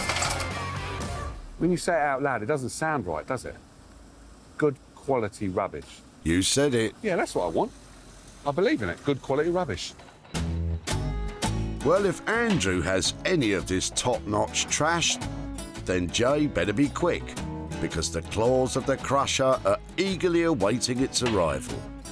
Oh, wow. How you doing, mate? You all right? All right. You're throwing away a bit, aren't you? Yeah, just a bit, pal. Is it all right to come into your shop? Yeah, come in. Have a nose. God, blimey. Oh, that's an old bed, isn't it? Yeah, old 50s bed, I would say. The bed and other furniture belonged to Andrew's wife's auntie. He tried to give it away, but there were no takers, so it's ended up at the dump. What's those, bedside cabinets? Yeah, bedside cabinets, which can be thrown away anyway. Right, let's get this up. Come on, that's a scratch, isn't it? Is this the good quality rubbish or just the rubbish? Whoa, now that's nice. Great, it's the good stuff. So what, you've tried to give them away and nobody wants it? Tried to, yeah, advertise it, free of charge, nobody wants it no more. Is all of this from the same house then? This was from the same house, yeah. She was from about the 50s, 60s, I'd say. All right, so can I take all 3 of these then? This one as well? Yeah, take all 3 if you want to. Yeah? Yeah. You haven't got another one of these? I know I'm pushing me luck, but it's worth a try. No, I haven't. Oh, right, OK. Unfortunately, no. All right, well, I'll take these 3, yeah? OK. All right, no cheers problem. for that. What does Andrew think Jay will do with the 3 cabinets? Oh, I reckon he'll paint them, make them look a bit rustic, style of painting and that. The furniture Andrew couldn't give away, Jay snapped up to try and make some money from. I know what you're thinking, why have I taken these? But bedside cabinets are very useful. And with the right touch, these could turn me a profit. Let's meet the maker that Jay's hoping will turn these into money makers. Emma Walker is a self-taught furniture restyler. She restores items under the watchful eye of her pooch badger and revamps them with wallpaper and other materials to give them a bold new look. I love using the wallpaper because it does transform a piece of furniture. It makes it sing, it breathes new life into it. Really, the furniture and the wallpaper need to be happy together, otherwise they don't go near each other. Here's hoping Emma's restyling can turn these from trash into cash. It's a rip-roaring start. The cars are queuing up with boots full of potential loot, but Jay can't rest on glory's past. No, there's nothing in there for me. He needs to stay sharp, ready to pounce. Like a junk ninja. I feel like one of them, what's them birds called? A pigeon? A hawk. Ah, sorry, hawk. You know, you can just see your prey. Will Rubbish Hawk Jay find anything to swoop down on in Ken's car? How you doing, mate? You all right? All right, Jay, you want a door? Of course I want a door. I've got a good door there. Have you got a door in here? I have got a good door, yeah. Then. You've got a good door, yeah? OK. Got to find an opening for it. Oh, I like that. I like your style. Here we go. Oh, it's a long door, isn't it? Well, it's, yeah, 6'6", something like that, yeah. 6'6"? Yep. Well, I'm 6 foot, yeah, it is 6'6", because I'm 6'3". So what was it? Well, it's a door for a pantry, as we call it, a pantry. So what door's on there now, then? Well, I've got a new door on there now, and it's like a storeroom now, not a pantry. Tin food, that sort of thing. Yeah. So how long have you had this door? Probably 30 years, yeah. 30 years? Since we changed, we had an extension, actually.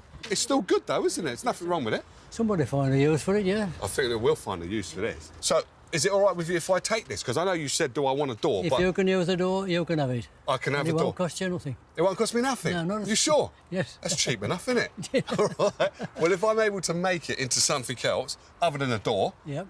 is it all right to stay in contact with you and let you know what I've done? Well, you can, yes, yeah. Is that all right? Yeah, that's fine, yeah. OK, this is all mine, then. OK. I'll see you later, yeah? Yes. You take care. Mind your head on that door. Yeah. All right. I haven't finished yet, by the way. All right. As you may be aware, Jay's got a door. Is Ken surprised he wanted it? Well, I am surprised, yes, because, you know, to me it's rubbish or, you know, it's surplus to what I'm doing, like. So what are you going to do with it, I don't know. I don't think Jay knows either. Ken's pantry door. I know. What am I like? But sometimes you come across an item that it's not obvious what you're going to turn it into. But with a little bit more thinking, I think I could come up with an idea for this one. And Jay's got a great idea. Give it to someone else to work on. Bruce Forsyth and his magnificent beard hail from New Jersey in the US of A. His passion is wood in all its shapes and sizes.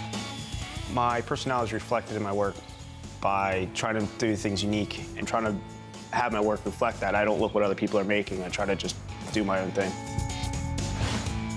I love working with salvage pieces. I think the transformation is the best part. To take something no one sees any value in, and you put value in it. And I love being a part of that. You may have second thoughts about that once you see what Jay has in store for you.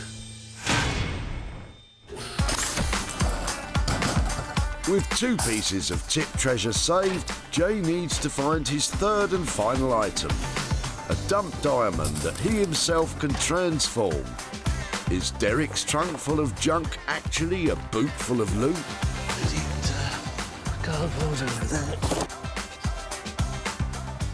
How you doing, mate? You all right? Yeah, I'm good. I'm Jay. You all right? Hi, Jay. I'm Derek. All right, Derek. So what's this? It's a steamer trunk. A steamer trunk? It's a steamer trunk.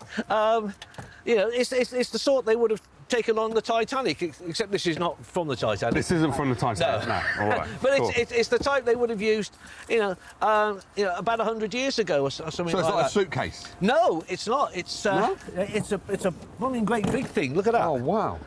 I mean, you can get all sorts of stuff in there. So is this yours then? You had this? Actually, it's not mine. It belongs to a friend of mine who he moved house. He wanted somewhere to store it. He stored it with me. Right. I've had it for ages. I phoned him up and said, I've had it for too long. Can I get rid of it? And he said, I thought you'd already got rid of it. And right. I said, no, I haven't. He said, well, no. He said, you can dump it. So this is how I'm here today. To cut a very long story short, yes, it is his, kind of. And it could be this trunk's lucky day. So how old do you think this is then? I remember trunks like this back in the 1950s when I used to travel by train with my family. My dad was a railwayman. Right. And you'd see people with trunks like this on platforms, porters with their big trolleys with these on, you know, and that was like 60 years ago. All right. Is it all right with you if I take this then? You can take it away. You sure? It's all yours. Thank you. You can do wonders with it. Thank you so much. All right, I'm going to be off then. Lovely. See you later. Have fun. I will do. Is Derek happy Jay's taking away the trunk? I'm absolutely intrigued. I love to see it nowadays when people can do creative things with old stuff like that. And if somebody out there can make something useful out of that they can sell on and do and what have you, make somebody happy, that's great by me. It's worn and it's battered, but this has got history and character, which in my eyes means it's got potential. All I've got to do is get to work now. It's been a grand day out at the dump for Jay. He saved 3 bedside cabinets for Emma. Bruce will transform the old slatted door. and Jay will try and make the steamer trunk into something saleable. He's defeated his old foe, the Crusher, this time. Now that was fun. I've got my items. Now it's playtime. Let the transformations begin.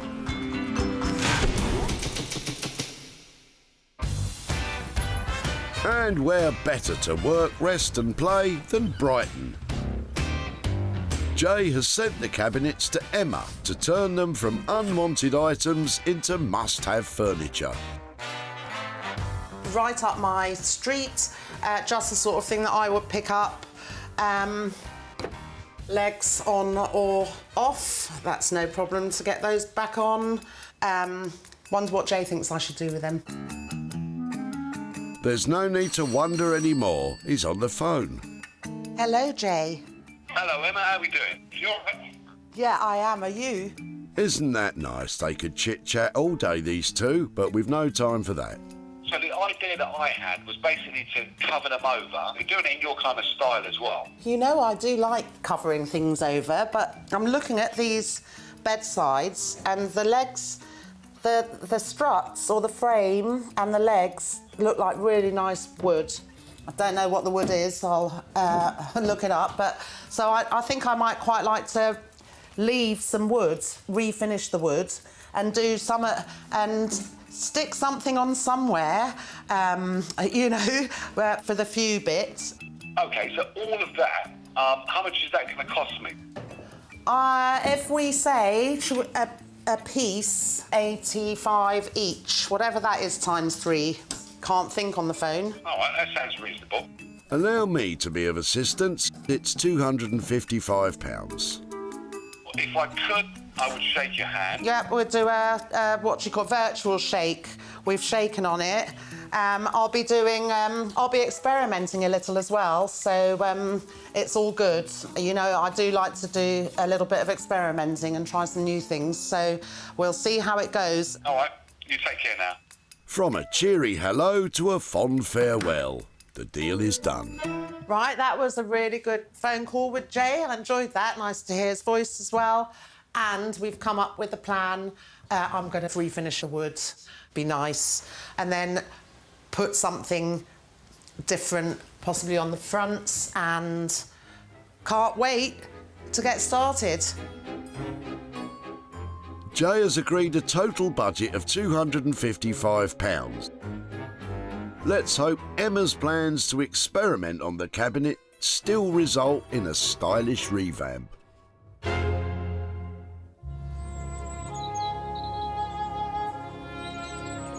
Ah, Yorkshire, hills, dales and tasty batter-based puddings.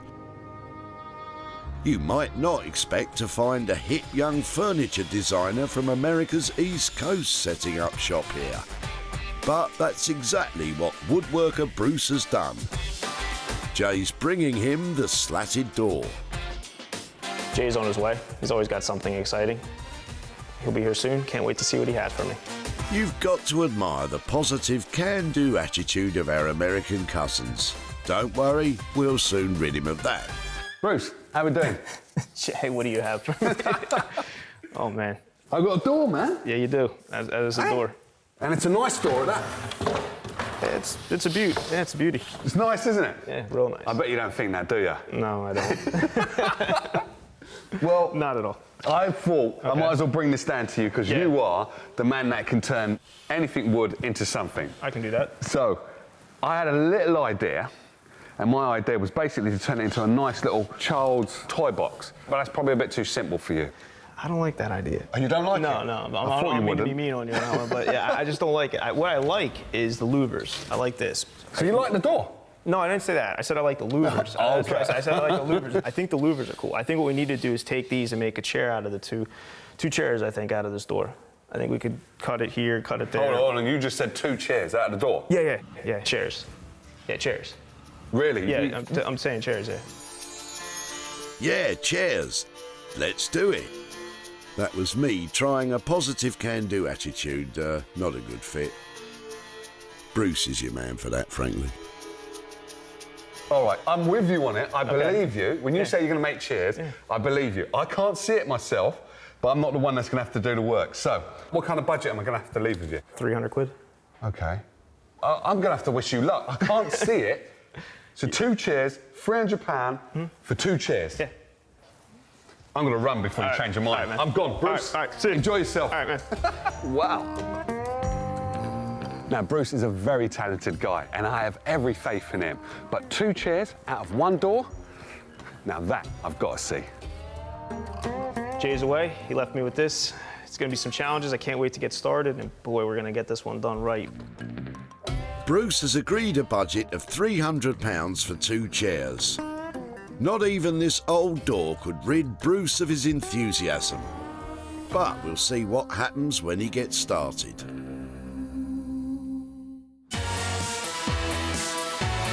Jay has dropped off his dumped diamonds with his crafty types. Now he's in his Wolverhampton workshop ready to begin work on the old trunk. Now, this is a steamer trunk, and basically it's got loads of character and loads of history, and I'm not going to wipe that all out by turning it into something completely different. It's a bit shabby, and I don't really do shabby. I've got to make this super contemporary, super slick, so I'm going to do it a nice light white colour. And inside, we're going to have to think about that one. I want to put fabric in there, but if the insides are not strong enough, then I'm going to have to reinforce it. So, first things first is get stripping. Modern luggage is commonly made from a polycarbonate material which acts as a hard shell, or there's the soft shell type, often made from nylon or canvas. This trunk is made from a composite wood material which simply wouldn't work for modern travel needs. So, Jay is aiming to reposition this as a storage box. Now I can see what I'm working with. And I think this is some plywood on the back. Should make it quite easy for me to line this with some fabric. Jay wants to give this vintage trunk a little va-va-voom, and the interior fabric will be an important element. But he hasn't picked out a design yet, so he's turning his attention to painting the outside. So I've got my trusty masking tape and trying to find the end of these. You'd think it would be easy. If Jay fails to find the end of the masking tape, this whole thing could end in disaster. Got it. There we go. Disaster averted. Jay is going to paint the trunk white, but he wants to have a hint of its history. So he's masking the areas he doesn't want to paint. I always like to keep something of the original, and because this has got a bit of history, I think the dark wood is going to look beautiful against the white background. So the reason why I want to spray it white is because it's more appealing to everybody's house. This could fit into anybody's living room, child's playroom, and as it's used as storage, you want it to be universal. It's a good idea to wear a mask when spraying paint, and with safety precautions in place, Jay is aiming to create a pristine white finish. You might have to rethink that idea. Sometimes things don't work out, and this is one of those times. Now, basically what I've done is I've sprayed it with a chalk-based paint, but what it's done is identified all the problems. So the white's supposed to hide it and make it look perfect and beautiful. And look at that. Got it wrong. So far, he's only spent £3.75p on white paint. But this project's going to need a creative rethink. Back in Brighton, Emma is using an electric sander to remove the shiny varnish and dark stain from the cabinets. Current furniture fashion is for natural light-coloured wood, so her plan is to refinish them in the contemporary style. I've moved on to hand sanding with very fine sandpaper to finish the wood nice and smoothly, no sanding marks showing. Give it a nice fine finish before I revive the wood with Wood Reviver. Emma's keeping her little tricks of the trade top secret. I, however, am a blabbermouth. When she's finished sanding, she'll use linseed oil to give a nice, natural finish. If I just put a wet sponge on that, so I can get an idea of what this might look like with a clear finish. Less orangey than I thought. The original dark stain has penetrated deep into the wood. Emma can't sand it away without ruining the legs. Not sure. While Emma ponders how to overcome her design dilemma, she's decided to turn her attention to the cabinet fronts. For the bedside tables, no wallpaper. I'm going to try something I haven't tried before, image transfer, and I've got a practice piece here. Underneath here is an image, and I've applied transfer gel and let it dry for overnight. And now I want to release the image. See what it looks like. Fingers crossed. This gel is remarkable.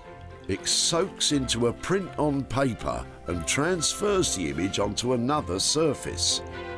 It can be used on wood, plastic, fabric, or even glass. But it's a difficult technique to master. Well, nothing much is happening so far.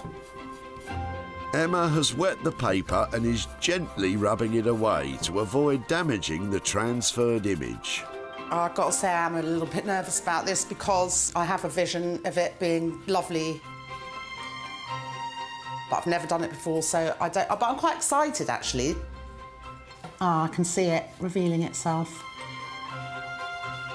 This is quite a delicate operation. No, look, there. It hasn't worked there. Maybe I haven't put on enough gel. Often I don't do test pieces because I'm quite an impatient person. And for this, I really wanted to. Oh, can you see that? I can see it revealing itself. This might work. Just be careful. You don't want to rub away any of the... Oh dear. I've been heavy-handed and pulled off a whole lot here. So now I know what I have to be careful about. I think I haven't put on enough transfer gel. These experiments are supposed to be so you can find out as much as possible about what not to do.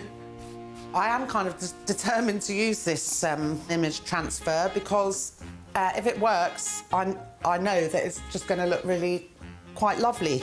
If is the key word here, I think. If it works.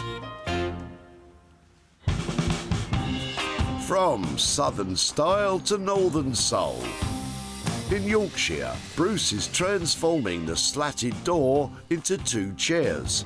An idea that left Jay bamboozled as to how Bruce would achieve it.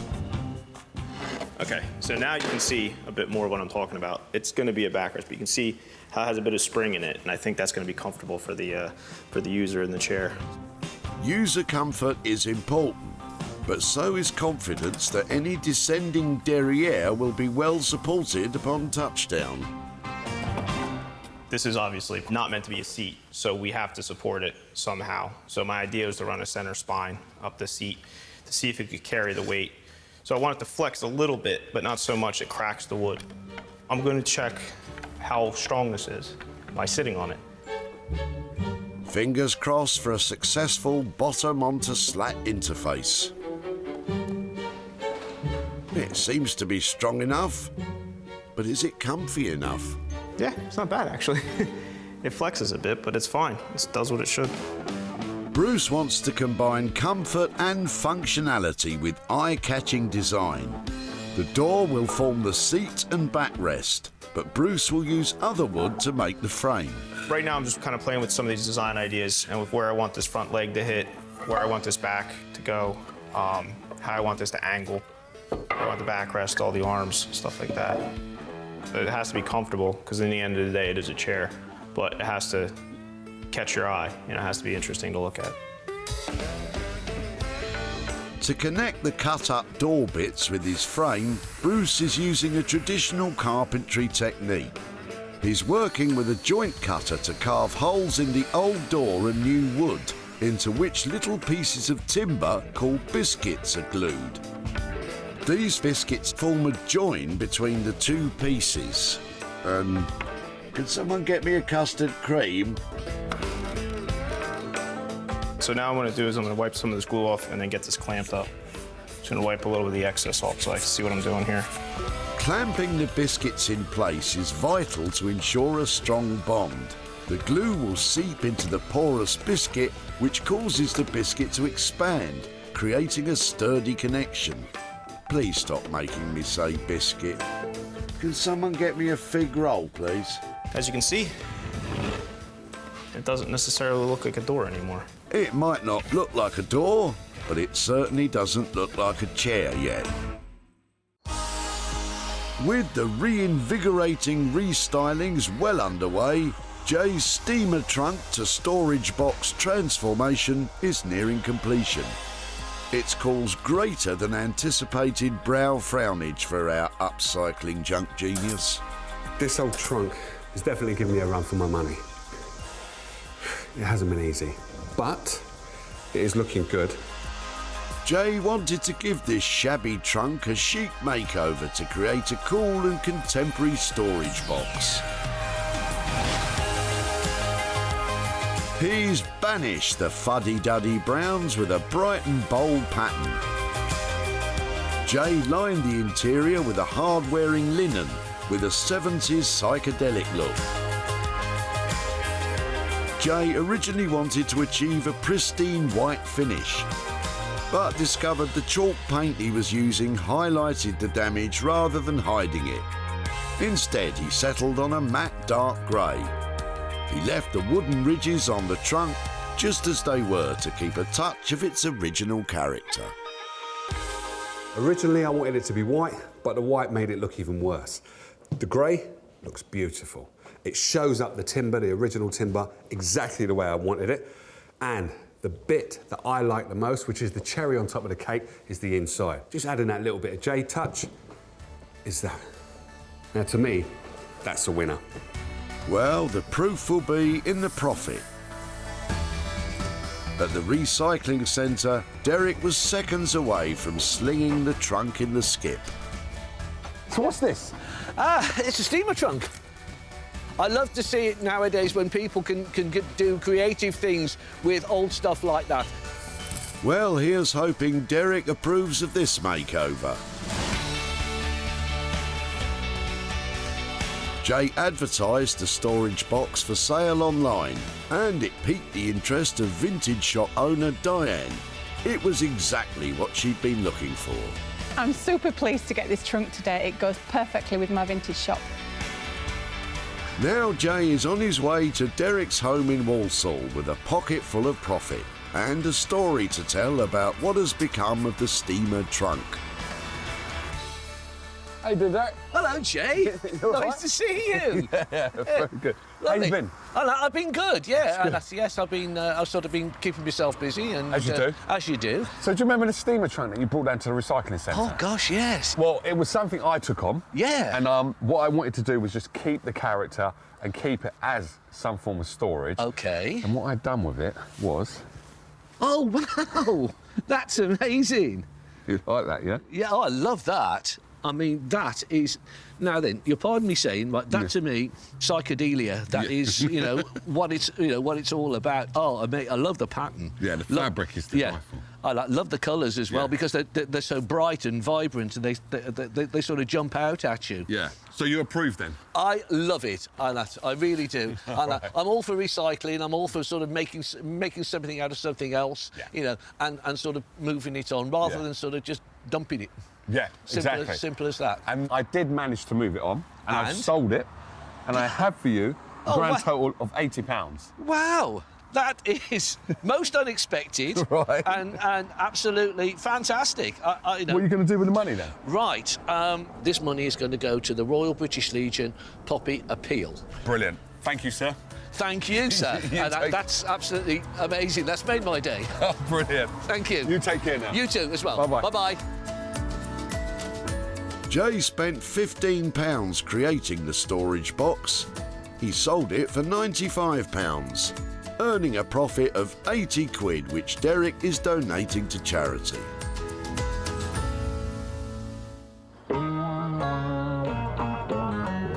Emma has tried out some new techniques on the cabinets and she's feeling a tad apprehensive about Jay's imminent arrival.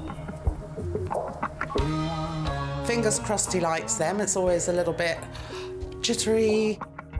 I've really enjoyed working on them. One of them, the little bow front, I know what I'm doing there. The other one, I tried a few new things on that. So let's see what he thinks.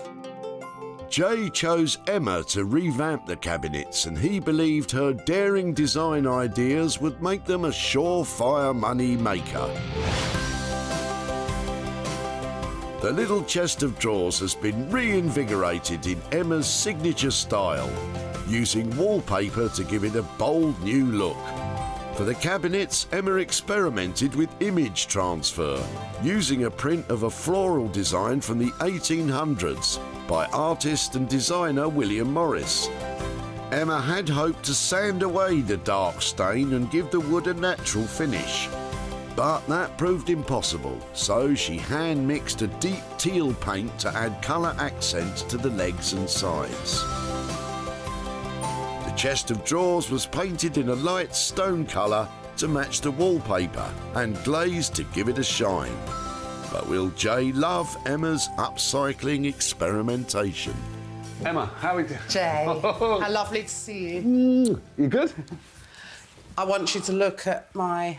masterpieces. You got to get one of these. And I don't take my hat off for everybody. How lovely. Well done. Oh, no, these are thank brilliant. you. Absolutely brilliant. Cool, blimey. They are super nice. I love the way you've done this. I had to.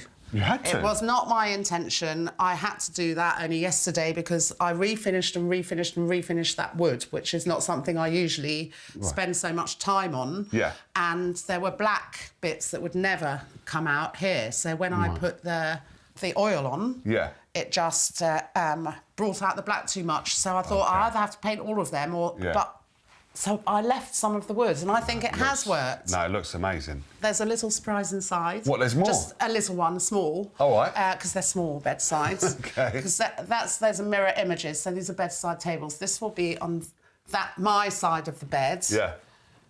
And it says, loving. Oh, cool. And this will be on your side of the bed. Oh, and I'll be it says sleeping. Sleeping. Cool. And that's from a quote to do with William Morris, which I took this from. Oh, so this is a William Morris print now? Yeah, it's it's beautiful. Yeah, it's an image transfer that I've used transfer gel. It's the first time I've used it actually, and it was quite tricky. I had to hand paint some bits in, but that was quite nice because I'm a bit of a frustrated artist. But your design is perfect. So I left you with £85 per unit, £255 budget for all three. Yeah. So how did we do? We're going to stick at the 255. So you came in on budget. These look amazing. I'm happy with that because I've got a bargain. Thank you. You have got a bargain. I've got a big bargain because these are beautiful. But thank you. I'm going to be off. You're welcome. It's lovely to see you. Likewise. See you later.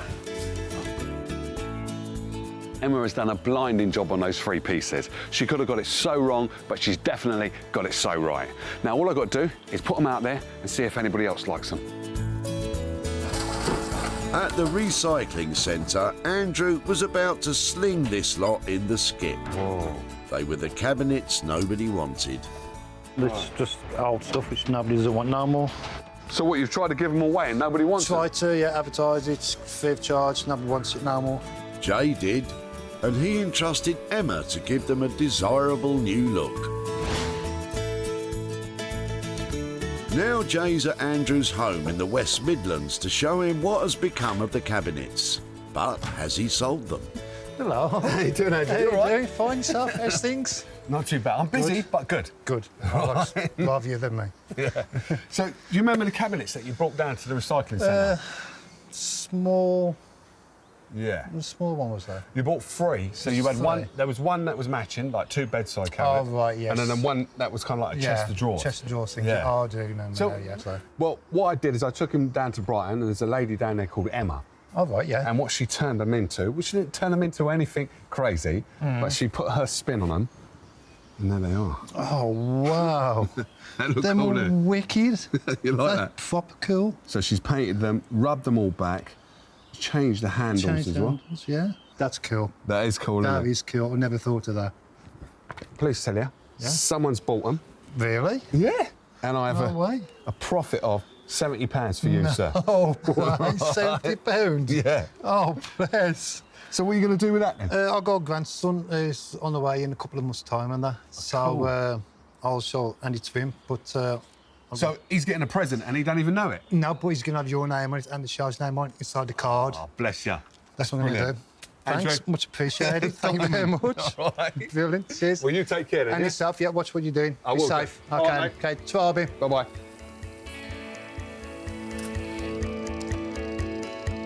Emma charged £255 to restyle the 3 cabinets. Jay sold them for a total of £325 to a retro and vintage boutique, leaving Andrew with £70 to give as a present to his soon-to-be-born grandson. Jay's eye for a dumped diamond has resulted in 2 success stories. Will Bruce's chairs make it 3 out of 3? He brought me in that ugly door, and I have a huge, amazing surprise for him. I don't think he's ever gonna expect what I did with that door. For this old door, Jay needed a craftsman with upcycling ingenuity and a flair for design. Bruce is the woodworker with the wow factor, all right. Using the door to create the seat and backrest, Bruce also designed an eye-catching angular frame. Made from offcuts of Iroko timber and African hardwood, the geometric design combines style with structural sturdiness. To seal the wood and enhance the grain, Bruce finished the chair with a clear oil-based varnish. His attention to even the smallest detail is evident in the contrasting light wood used to cover the screws. It's time to hear what the boss thinks of Bruce's handiwork. Bruce, how we doing? Jay, how you been, man? No way. Yeah. Is this the chairs? That's the chairs. Well, you've blown me away, mate. These are amazing. Thank you. This is the doors that I dropped off. Yeah, these are the bits. doors, the center bits of the doors. Not this bit here. No. That's all brand new wood. That's Iroko. But these are amazing. Unbelievable. You've just knocked it out of the park, haven't you? Thank you. You've totally smashed it. Well, looking at this, like the design on there is exactly the same design as the actual frame. Well, it is, because I try to keep like with the angle of the louvers to kind of design the chair. So I used it to inspire the chair design. So that's why it's really angular. And that's why all the angles are kind of on the same pitch. So it was a bit of work, but in the end, it was worth it. It's more than worth it, mate. It looks amazing. But then also you had to strengthen the seat as well. Yeah, so there's a piece of wood running here to strengthen the seat. Yeah. So the louvers flex just a little bit. Yeah. And then they kind of stop flexing. Yeah. So when you sit down, they give a little, so it's comfortable. In the style stakes, Bruce has turned up trumps. But how do they feel to sit on? Yeah, that's comfy. The seat's all right. The backrest is little. This is cool. So I left you with a £300 budget. Yeah. How did you do? We're on budget. Yep. Thank you, I sir. had the timber laying around. Yeah. It was fun to play with it. This is just, It was a neat project. I liked it. You've given me 2 beautifully designed chairs from a door, which I still can't get my head around. But no, all I've got to do is sell them now. So thank you. Thank you. I'll get these picked up. All right, I'll see you soon, man. And I'll see you soon. Take care. Wow. Now this is what it's all about. A door made into 2 beautiful chairs. Now that is a winner, if ever I've seen one. Ken was all set to sling his door in the skip, but Jay had other ideas. Well, I am surprised, yes, because, to me it's rubbish or, it's surplus. The door was surplus to requirements for Ken, but provided Bruce with inspiration and materials for 2 fantastic chairs. They were put up for sale online. It wasn't long before they were winging their way to the home of a private buyer. Jay is in Pelsall to catch up with Ken to show him what has become of his old slatted door and hand over the profit.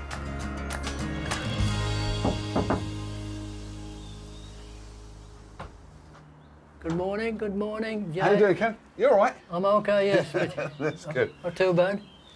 So do you remember the door you brought to the recycling centre? I do, yes. And What were they from? It's from a little room where we called it a larder or a pantry, and those, you know. But it was, there was nothing wrong with the door, you just had it replaced. The door was okay, but I wanted to match the other doors up. So. All right, I'm with you. So it was an all right door, but it just didn't match the new Match decor. the other ones, that's right. All right. That's right. Well, I took your door to a guy called Bruce, and he's up in Leeds, and what he turned your door into... So here's your doors. Oh, that's different, that is good, girl. I What could do you never have done that. No? I used to do a few jobs, but now I couldn't have done that. Now it's nice, yeah. Well, if you could come up with the imagination, because that is quite impressive. That's right, yeah. He said to me he was going to make some chairs out of your door, and I was like, really? But then, look, he's produced that. Well, I don't have them anymore, because somebody's bought them. Have they? Yeah. Oh. And I'm pleased to tell you, I've got some money for you. I've got £150 for your Yeah, door. that's good, that is, but... So what are you going to do with that? Well, what I do, donate to charity, cancer research. Right. Salvation Army. Okay. And the boat people, the lifeboat people, you know. So for charities? Every year, yes, it's a charity, yeah. Oh, brilliant. So I'll spread it out between those 3 charities then. Oh, that'd be brilliant. That's good, that is, isn't it? Well, that's 50 quid each then. Yes. That's good, yeah. Yeah? Brilliant, really. Good, Right. good yeah. Right. Yes, and thank you anyway. It's good, that is, you know. Brilliant, really. What you can do with an old door. Right. Okay. You take care now. Yeah, okay, bye. Bye-bye. Kenneth was impressed with that transformation, and rightfully so. From 1 door to 2 chairs and a wad of cash going to 3 charities? Come on, what could be better than that? It cost a total of £300 to create 2 chairs from the old slatted door. Jay was able to sell them for £450, leaving Ken with a profit of £150 to split amongst 3 different charities. Jay saved 3 pieces of junk that were destined for landfill, but now each of them with hard graft and creative flair have been given a brand new lease of life. It just goes to show that with a bit of imagination and a lot of hard work, even the most tired items can be transformed. Turn a profit and make some money for nothing.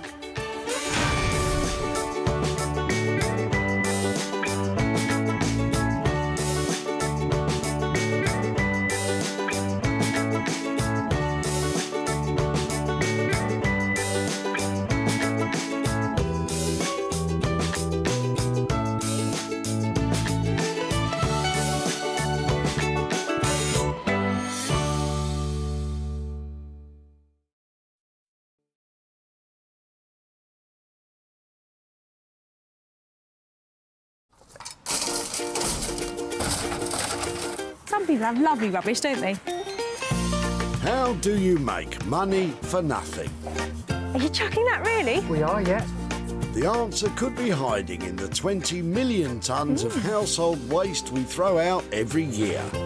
Presume it hasn't come straight out of the sitting room, then? That's why entrepreneur Sarah Moore My colour? wants to get her hands on things before they hit the skip. I'm a passionate buyer, maker and user of old stuff, and I've turned that passion into a money-making business. I make new stuff out of old stuff, and I sell it for a profit. And with some of the country's elite designers and makers. What do you think? I think it's beautiful. Is that it? Yep. She can transform her finds into desirable, Absolutely amazing. valuable, Goodness, I love it. and let's hope, saleable items. Oh, my word.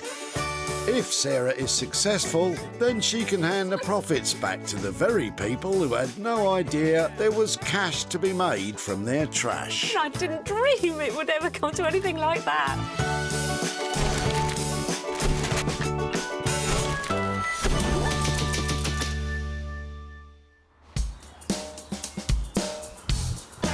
Welcome to the Whitley Recycling Centre in Surrey, where the rubbish never stops and neither does Sarah Moore. Not until she gets what she wants. and it's a bright new day, and I'm going to have anything in here that I think can turn a profit. I'll take your trousers, your toaster, or your sofa. Trousers? Steady on. Sarah has her sights set on 3 items that she can save from certain doom and put back in your living room. I like the look of your fence. Thank you. Sarah has special permission to do what she does, so don't go taking stuff away from your local recycling centre, or you won't be allowed back, all right? What would you do with that? There's no point in asking me. The upcycling ideas are your department, Sarah. Perhaps inspiration will strike with the junk in Tony's trunk. Hello there. Hello there. That is a fishing rod habit. What are you doing with that many fishing rods? I brought them quite a few years ago in the job lot. Right. I did, and I've done nothing with them at all. How much did you pay for that lot then? Do you remember? Oh, I can't remember. I brought them from an auction, I did. For the lot, I think it was about £45, I think. Right. And do you fish a lot? No, I don't. I just thought it was a bargain, you know. I reckon that's a bargain. There's something about them. They're really attractive. I think it's all the different colours and the fittings. It's some nice bits on there, you know.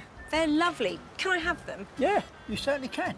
I don't know what on earth I could make out of them. No. I'll tell you what someone did tell me they made with these. Yeah? A trellis.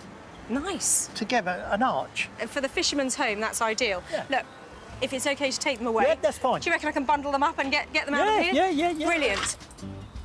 A bargain's a bargain, Tony, but what do you think Sarah will do with them? Sarah will do what Sarah wants to do. No doubt she'll make something good out of him.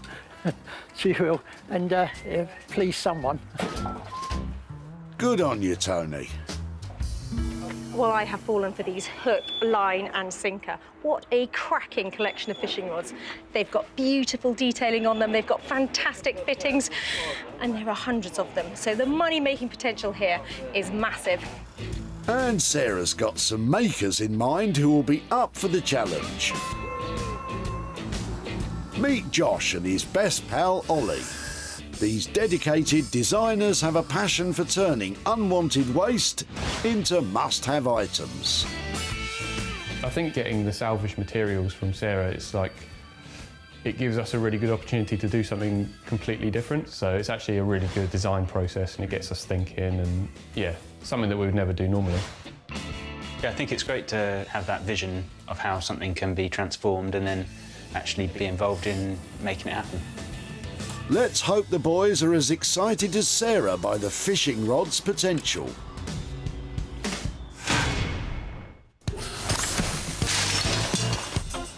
With one item safely put aside, Sarah's back on the hunt for another 2. And what is she doing? I'm going to release a tip 10 single. Ah, yes. And there's your biggest fan. But before you hit the big time, perhaps you'll settle for a game of musical chairs with Paul. Hello there. Hi there. Hi, sorry, Sarah. Hi, Hi, there. Sarah, How's you? it's Paul. Paul, hello. Nice chairs. They're lovely chairs. Can I have a look at one? Yeah, take a look. Where are they from? They're actually from a neighbour. She's in the process of moving, and she would like to keep them, but it's just, you know, it's Is she not downsizing? practical. Yeah, she's downsizing. It's not practical, so she said, unfortunately, they've got to go.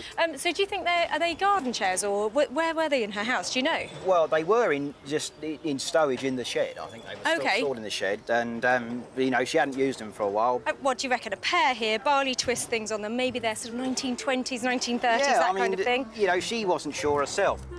1920s might be right. Lovely. Barley twists are the corkscrew-like details which had a revival in furniture during Queen Victoria's reign in the 19th century. So would it be OK if I took them away? Yes, please do. Yeah, I'll be more than happy. I mean, it'd be wonderful to see somebody do something with them, to bring them, you know, that they can be used again. Well, I'm going to take this one away and I'll be back for the other. OK, lovely. Right. Thanks so much. Thank you very much. A pair of chairs with a bit of barley twist. Great find. But what does Paul think is in store for them? There'd be fantastic garden chairs, or maybe, you know, conservatory, who knows? I mean, but there'd be, whatever it is, I know they'd be good. Well, what do you reckon? What a lovely pair of chairs. They've got barley twists at the front, they've got brown seats and cream arms, but that can go. And what you get left with is a pair of super saleable chairs. And I know just where to take them. Norman Wilkinson, aka the Titan of Timber. He uses his years of experience to create handmade, one-of-a-kind furniture that will last a lifetime. Oh, the reclaim is great because it's, you know, if you're making a tabletop out of reclaimed timbers and everything, no two tops will be the same. So it's tactile, it's always got its own mind. It's beautiful. I hope that people will see when they buy it that we've put our heart and soul into it, and, you know, we put as much love as we can, so hopefully that comes out into it. That's good to know, Norman, because you're going to have to dig deep for this project.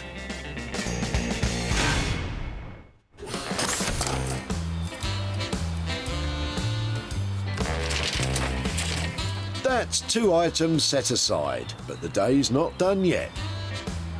Sarah still has to find something she can work on herself. I don't care about the colour. As far as I'm concerned, it's waste not, want not. Well, in that case, Steve's got some brown and black things, but to you, they could be the colour of money. Hiya. What are you throwing away then? Hey, oh, well, just driven the shed out. Oh, yeah. What's in your shed then? Have you got a good shed, Phil? My shed's empty now, I hope. Ooh, you've got classy stuff. Is that all going in? Yeah, it's all going in the skip. They're not real ones, are they? They're not real ones, no. Classic Barcelona design, isn't it? Yes, it is, yeah. Classy indeed. The Barcelona chair with its distinctive curved metal frame was first made in 1929, born from the German Bauhaus movement. They're such a stylish thing, aren't they? Oh, yeah, they're an iconic piece of furniture. Originally commissioned for Spanish royalty, their popularity exploded in the 1950s and 60s, leading to less expensive reproductions being made, like these. So what have you got? Are they... I've got 2 Barcelona chairs and a Barcelona stool. They look like they might have been... They've seen better days, yeah. This one's been scratched to bits by the cat. Right. So that one's defunct, and this one's just getting too tatty now. I really like these. OK, cool. So would it be OK if I took them away? Absolutely, of course, yeah. Fantastic, thank you. Should we get them out? Yeah, let's do that. Reproduction or not, these are some seriously stylish seats. Well, thank you so much for all of that. I'll be in touch. No problem. Thanks, bye-bye. Sarah's struck gold, but what does Steve think she'll do with them? Not a clue what she might do with them, but very surprised that they can be reused in another purpose, and look forward to hearing what she's going to be doing with them. These are good, solid, stylish things. I'm loving all the chrome. Plenty of leather here, so loads of potential. Well, maybe to make them into something, who knows what, really? And with that, Sarah has her items. Josh and Ollie will find a new function for the fishing rods. Norman will give a whole new look to the garden loungers. And Sarah will create something fantastico with the Barcelona chairs. Well, the rubbish is in the bag and we've had a great day, but now the hard work really does begin.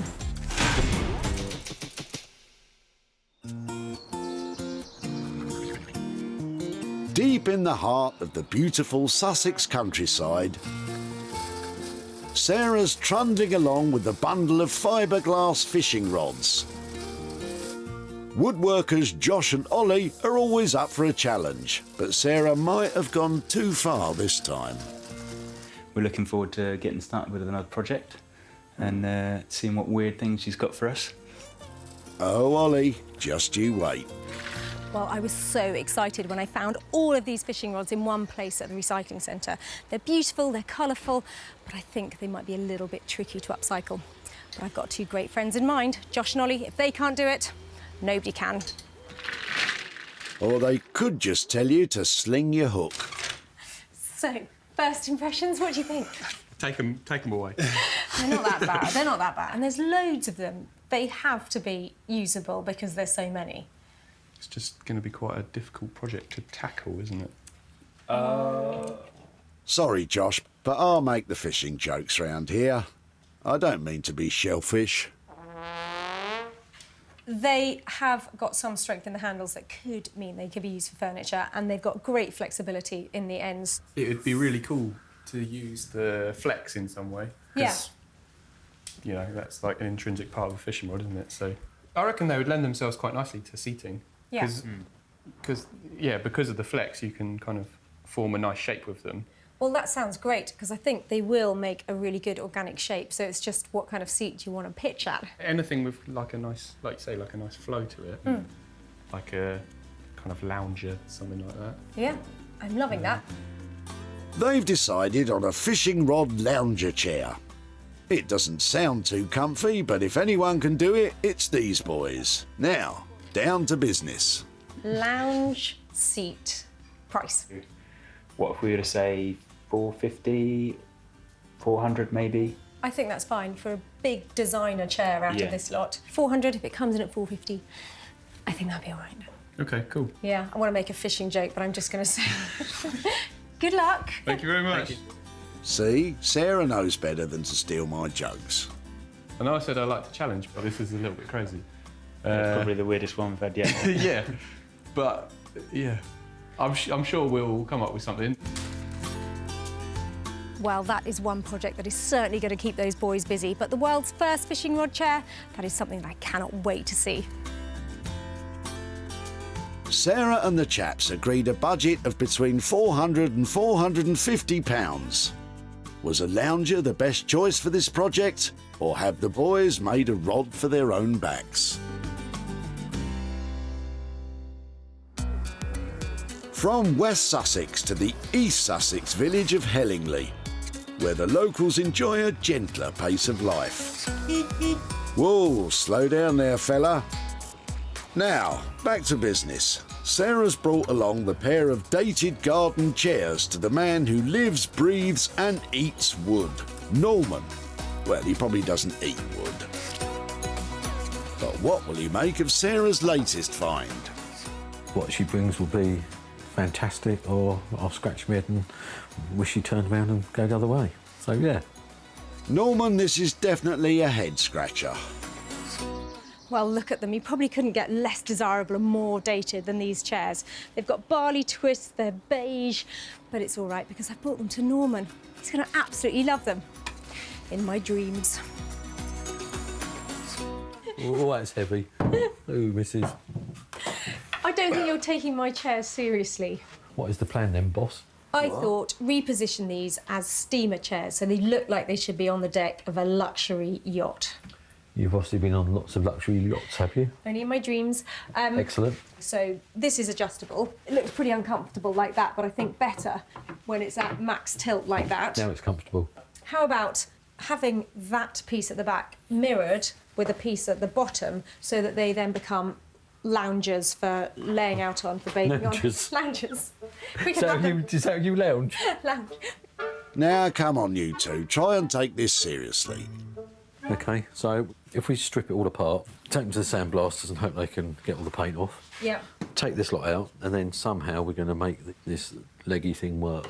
So you'd have a loose cushion on it, wouldn't you? So that you could just bring the We cushions can have in. little ties on it, can't we? Yeah, Things. lovely. You know, Your feminine getting side into my coming feminine out. side again. Yeah. Oh, they're as bad as each other. Could you fold it away so they could be used as a normal chair as well then? So the plan is to create 2 steamer-style luxury loungers by adding new footrests. Now, enough of the hijinks, it's time for the serious stuff. Money. So the cushion's slightly tricky to price up at the moment, but can you give me a price for refinishing and creating this lovely luxury steamer effect? 175 quid each.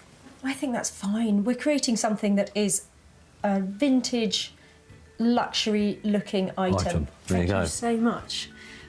Keep in touch, all right? We will. There you have it, Norman. How are you feeling about that? I feel as though I've been spoilt, so I can't wait. Do I detect some sarcasm? Well, I don't think Norman immediately embraced the luxury liner look, but I think once he gets his head around it, he's going to be cruising. With a budget of £350 for the 2 chairs plus extra for the cushions, Norman will really have to push the boat out if he hopes to pull in the pounds.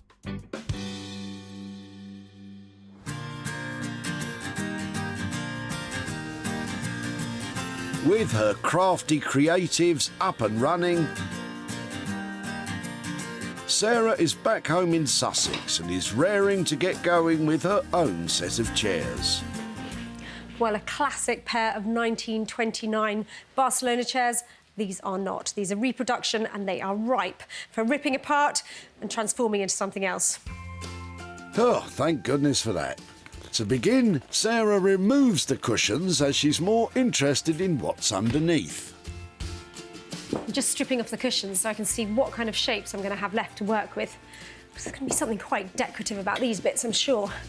The Barcelona chair frame was originally designed to be bolted together. It was redesigned in 1950 using stainless steel, which allowed the frame to be formed by a seamless piece of metal, giving it a smoother appearance. So now I really know what my plan is. These sofa frames are going to become the legs of a beautiful dining table. They're sleek, they're chrome, they've got a good finish on them, but they've also got a load of strapping that needs to come off. So that's the plan. A dining table? This just got interesting. But first, Sarah has to remove the meters of strapping which have been riveted to the frame. This is going to take hours. There are hundreds of these things. The reproduction furniture market is all above board and very lucrative. Designs which are out of copyright are fair game to reproduce. Nearly done. But recent changes to the law mean that the copyright protection on a number of classics, including the Barcelona chair, have been extended, meaning it's no longer legal to produce new replicas of chairs like these in the UK. Well, that's definitely the way to put those legs. Just need to get the tabletop sorted now. So I've had a piece of birch ply cut. It's inch thick, over 6 foot long, and a great generous size for a table for 6 or 8. But I've got to find a way of attaching it to the legs. They were chairs, now they've got to be legs. Bit of figuring out to do. No one wants a wonky, wobbly table, so the chairs that are now legs have to be positioned exactly right. Ooh, this is a complicated one. So it turns out that these chair frames are not exactly a pair. Nearly, about that much out. So I've got to measure where I would like them and then try and adjust the height of them when it's the other way up. You following that? Good, because I've not got a clue. Surely it would have been easier to keep them as loungers, but Sarah's never been one for the easy option. These are way out, and it's going to be really difficult to make them level. But it won't work as a table unless it is. So I better find a solution. Could bend them. Well, if in doubt, bash it about. This isn't going to be easy to get it right. But get it right she must. Sarah's already spent £40 on materials to create the table. But if she doesn't get it level, this could be a bad investment. In their West Sussex workshop, Josh and Ollie are facing up to their most difficult challenge yet, turning these fishing rods into a chair. But surely they'll meet it head-on with their usual upbeat, positive, can-do attitude. It seems ambitious, doesn't it? Because the more we look at it, the more it's just, yeah, not the greatest material to make chairs out of. The upbeat positivity is a little lacking. We've been looking at them for a while now and still don't really know how we're going to turn them into a chair. But I'm sure we can do something with them. It's just figuring out the best way of doing it. These bearded boy wonders of woodworkery appear to have lost their mojo. In order to get their creative juices flowing, the lads are stripping back the fishing rods to simple poles. We're hoping that by just kind of starting to work with them, we might come up with a few more ideas, because we haven't really come up with much yet, so. I think the more I think about it and the more I look at them, just the trickier this project seems. Poor lads, they look so disheartened. Don't you just want to pinch their little cheeks to gee them up? Modern fishing rods are typically made of fiberglass or carbon fibre. Sawing through them releases tiny particles of glass dust into the air, so it's important to wear the correct safety equipment. Has stripping back the rod sparked Josh and Ollie's imaginations? It looks a little more like a raw material now rather than a fishing rod. It feels like it's got a bit more potential, so yeah, let's just do some sketches and see where we go. They're not quite firing on all cylinders yet, but they're getting their groove back just a smidgen. The boys are sketching out ideas for their chair design. So if we were to have some kind of frame either side, and then we can use that to support the fishing rods, we're hoping that we can kind of bend them down to make a nice curve. It's a real challenge. If it's not really going to work, then we may as well scrap the whole chair idea.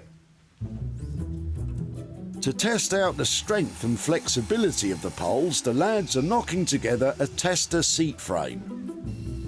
In the past, the boys have transformed twigs into chandeliers, floorboards into skateboards, copper pipes into candelabras. But these fishing rods could be an upcycle too far. Finished chair. We should call Sarah now. Yeah, come and get it. Yeah. This is our sitting test. Yeah, it's the moment of truth, really, isn't it? Up to you, sir. Please. Pleasure's all yours.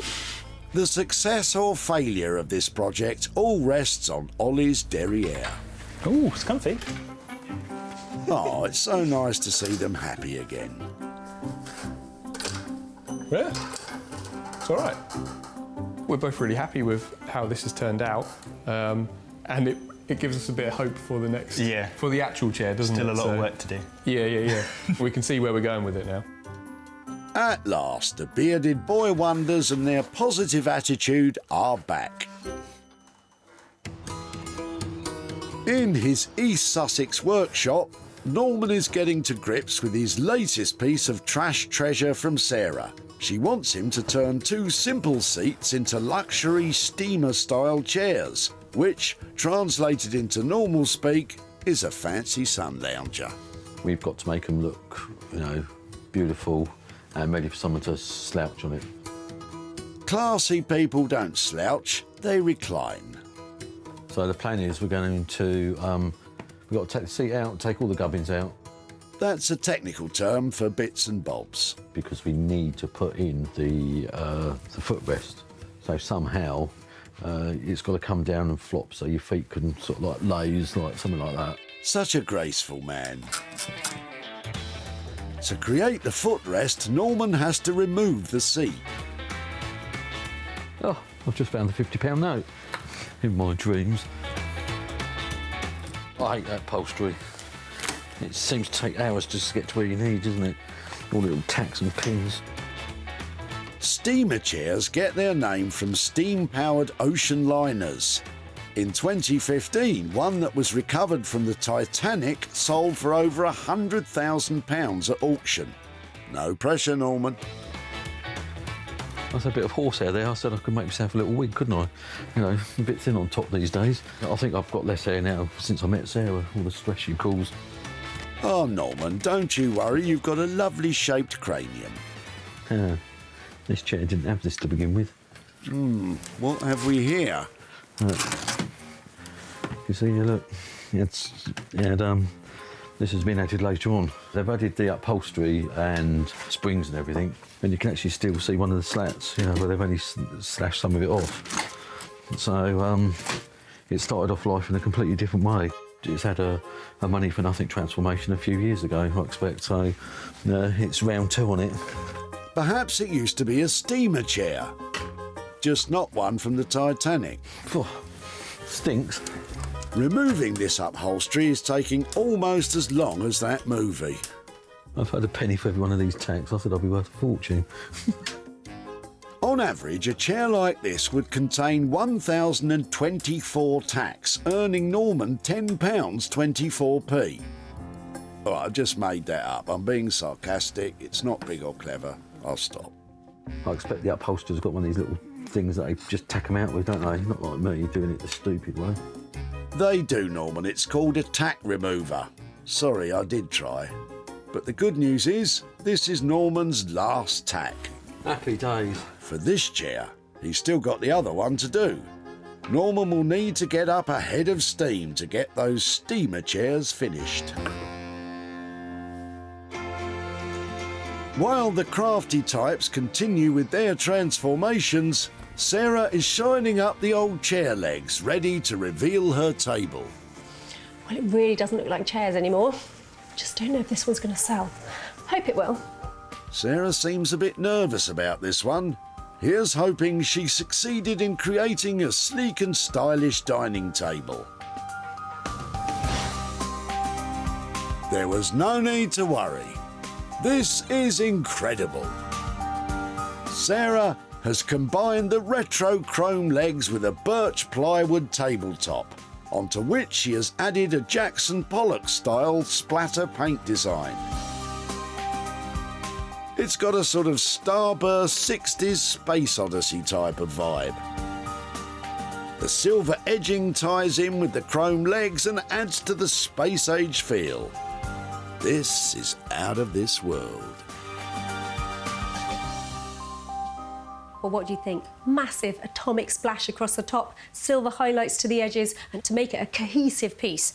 And I think it's working. It's big, it's useful, it's practical. Somebody might like this as a quirky individual piece to have in their house. Because one thing's for sure, you're not going to find another one of these. Sarah knew she had found some trash treasure the moment she spotted it in Steve's van. Ooh, you've got classy stuff. Is that all going in? Yeah, it's all going in the skip. Ah, Steve, of course it's not. Sarah grabbed them to work her makeover magic. Very surprised that they can be reused in another purpose, and look forward to hearing what she's going to be doing with them. Steve, I think you're going to be impressed.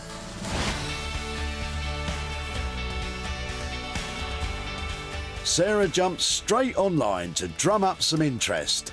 And in no time at all, it was sold. Now Sarah's in Elstead in Surrey to show Steve what happened to his chairs and to hand over some profit. Hello there. Hello. Hi, nice to see you again, Steve. How are you doing? Very well, thank you, yeah. So I said I would come to your doorstep if there was something to be done with your old chairs. Have you been wondering since I last saw you what might have happened to your old chairs? I've had a few thoughts, but you know, what are you going to do with them? They're chairs, I'm very interested to see. Well, actually, it was something that I worked on, and they were in our building at home, and I saw them, and I just saw something in them, and I thought, I know, no more chairs, I'm going to make a table out of them. So your chairs now look like that. What I've done is I've taken all the chrome bits off, stripped all the fabric off them. That is really groovy. It's got a splattered top and a silver edge. That is cracking. Really, that is just... You should be so pleased with yourself. That's a cracking job. Oh, that's really sweet of really you to good. say. Now, would you recognise that as something that once was a pair of chairs? No, definitely not. No, and that is amazing. That is so good. Well done. Oh, thank That's you. Brilliant. It has actually gone off to a wedding venue, and they are using it to put people's wedding cakes on. Fantastic. So, a new lease of life and some profit. I've got £134 here for your old chairs. Thank you so much. Who would have thought? Have you got any thoughts about what you might do with that? I haven't really at the moment. I'm pretty intent to give some of it to charity, but we're looking to get some new furniture ourselves, so it might be nice to spend some of it on a chair or something for ourselves, so we can just remember that. Lovely. Well, thank you so much. I really enjoyed doing that. It was great to catch up. Good to see you, Sarah. Thank you ever so much. Thank you. Cheers. Bye-bye. Bye-bye.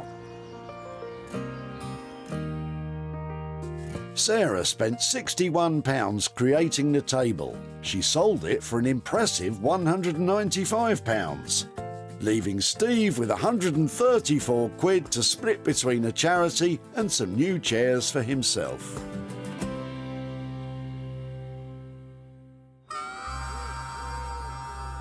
Sarah's in Chichester to see if Ollie and Josh have succeeded in transforming the fishing rods into a seat.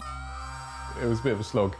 It was a lot, yeah, just trying to work out what we were actually doing with it was pretty difficult. Probably won't be looking to work with fishing rods in the near future, I don't think. They're really difficult. Sarah gave the boys a big bundle of fishing rods and they said, "We'll make you a chair." Sounds easy when you say it like that. And it looks fantastic when you see it like this. Josh and Ollie have crafted a sleek and stylish frame made from English oak, using the fishing rods as the seat and back support. The oak has been finished with hard wax oil to bring out the grain. The modern, minimalist design of the woodwork allows the bright colours of the fishing rods to shine, making them the focal point. The boys' design ingenuity was tested on this makeover more than any other, but they've come up trumps once again.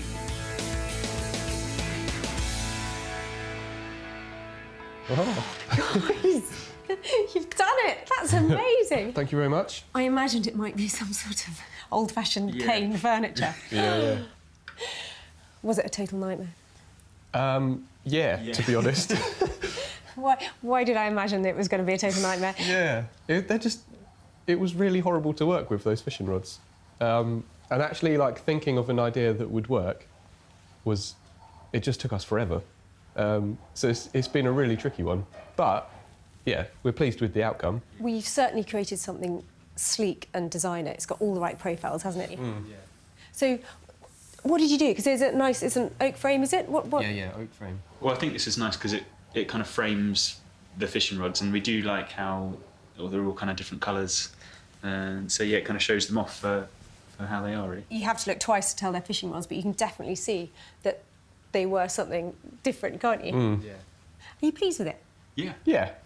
So, was it a fortune then? Budget-wise, are we... I think we will be slightly above what we kind of agreed on, just because it took us just forever to actually get round to making a decision on it and kind of just faffing about with it.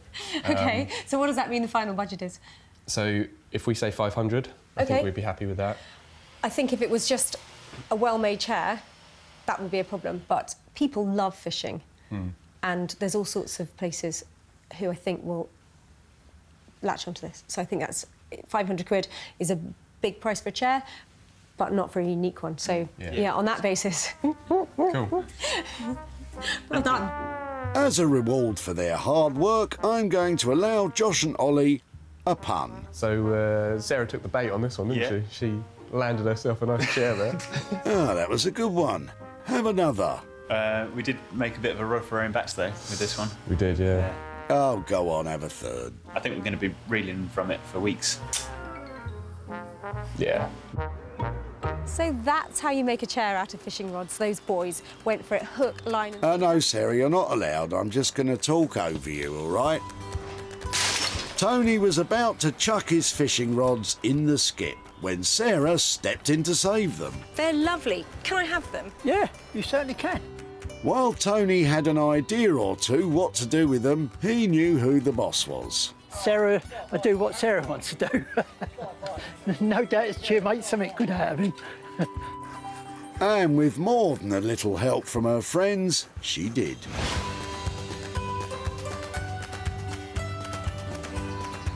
The Arundel Arms Hotel in Devon snapped up the chair, and General Manager Matt was chuffed to bits with it.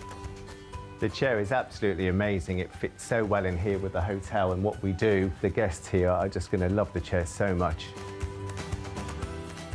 Now Sarah's in Godalming in Surrey to show Tony his new look fishing rods and hand over the profit. Hello there. Hello there. Oh, hello. That's Max. Hello, how are you? Aren't you sweet? Such a nice boy. Now, I have been looking forward to catching up with you because I think you might be a man after my own heart. Yeah, I probably am. What were you doing with 40 fishing rods? I bought them because they were a bargain at the time. Well, I was really pleased to see them turn up because anything that appears in that quantity must be worth saving. So, did you have any idea about what we might do with them? Well, the only thing I was thought you might have done with them, someone said you might make a trellis. Oh, yeah. They went down to Hanukkah near Goodwood. I've got a picture here to show you how it turned out. Are you ready? Yeah, fine. Fishing rods now look like that. Right, but the chair things. All of the tips of the fishing rods that are just the right size have been repurposed into caning to go on a very... And they're strong enough to take the weight? I tell you what, I've sat in it. Yeah? And they bore my weight. They are actually very strong. What do you think? But I never had dreamt they were going to be made into a chair. It has been sold. So I've got profit here for you. Oh, right. I've got £95 Have here. you really? Yeah, that's for you. Amazing. That's lovely. Thank you very much indeed. Have you got any thoughts about what you might spend it on? We've both just retired from work, so it come in very handy. It will. I'm so pleased that's going into the family kitty. Yeah. Thank you so much for your fishing rods. I'm really pleased with that. Thank you very much indeed. Absolute pleasure. Nice to catch up. Thank you so much. Bye-bye. Thank you very much. Bye-bye. Josh and Ollie's final costs came to £500. Sarah sold the chair for an incredible £595, leaving Tony with a profit of £95.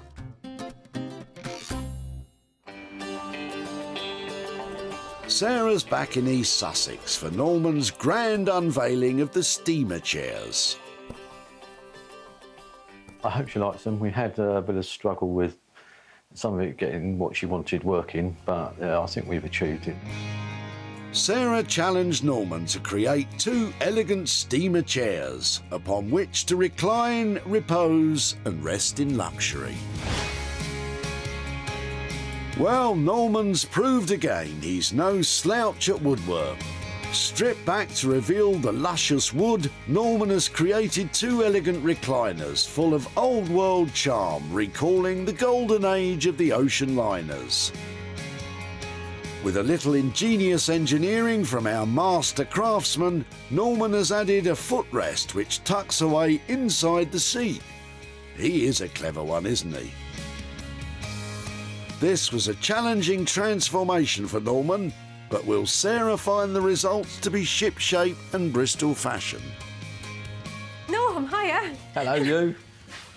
Wow, haven't they come up well? Haven't they? That stripping's really worked, hasn't it? Yeah, it worked really, really well. Show me how they work then. Oh, yeah. Is that the mechanism? I mean, it was a bit of a job getting it to work, but we worked it out in the end. So we pull it out, and it all flops down, and then to stop it from falling down on itself, we've had to come up with the arms. So they lock in. Fantastic. There, and then Bob's your uncle. There you go. Uncle Robert would be well impressed with this. But while it may look the part, does it feel the part? Gosh, they're really comfortable, aren't they? Yeah, I know. I think you've done really well to make them this luxurious, and it's very clever having that bit. It did test us a little bit because getting the mechanism the right way, but they actually sit really nicely, don't they? They are really comfortable. It looks lovely, and I think that must have been an absolute nightmare trying to work out how to do that. Yes, we did. Yes, I could have had a meltdown, but I didn't, so... So now might be a good time to ask about the price then. Budget, yeah. We had a budget of £175 each. Yeah. But with the upholstery, was going to have to charge an extra 25 quid. So they come in at £200 each, but I think they're a cool-looking chair for that. Yeah, I think you've done a good job. I mean, they really weren't attractive before, and you've repositioned them, you've made them much more versatile than they were, and that, I think, is going to help sell them, because they're really good. Well done, Norman. Why don't you have a little celebratory sit down?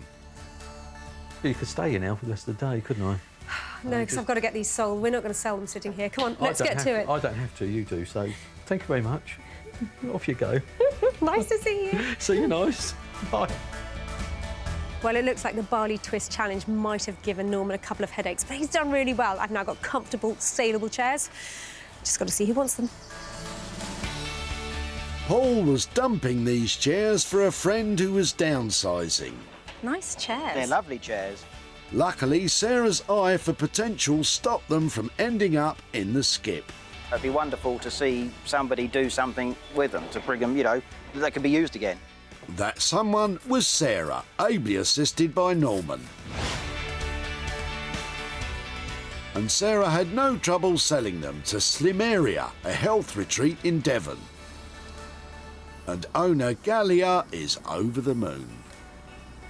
I like the fact that people can really enjoy something that has been recycled, because I strongly believe in recycling, and particularly when people recycle such beautiful pieces. Sarah's in Hazelmere in Surrey to let Paul know what became of the chairs and to hand over some cash. Hello Hi, there. Sarah. How are you doing? You're not bad, you? Yeah, very nice to see you. So you were being really helpful when we last met, moving a neighbour. That's right. She was downsizing and she had a lot of stuff that she, you know, basically couldn't really retain, and unfortunately, we took the rubbish to the dump, but there's some good stuff in there too. So, well, it was my lucky day because those chairs that came out of that van had a look to them, not very commercial at the moment, but definitely worth saving. We thought we'd give them a little bit of a twist, so I took them down to Sussex, where fantastic maker Norman decided they needed refreshing. So he has actually turned them into steamer chairs. Wow. So your chairs now look like that. Gosh, that's fantastic.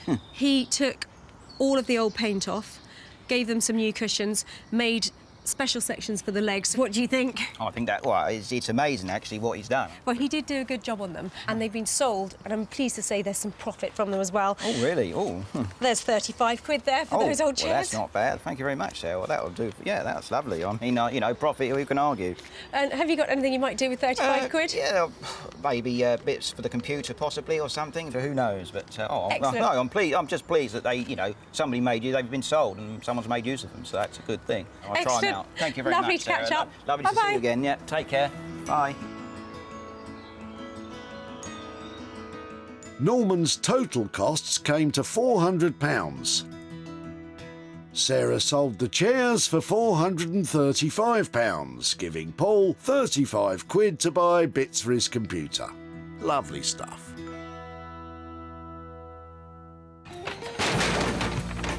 Sarah saved once cherished possessions from being chucked in the skip. They could have been heading to landfill. Instead, they've been given a new lease of life. Well, I love nothing more than turning old into new and making a profit along the way. So that's 3 more items reimagined and off to new homes.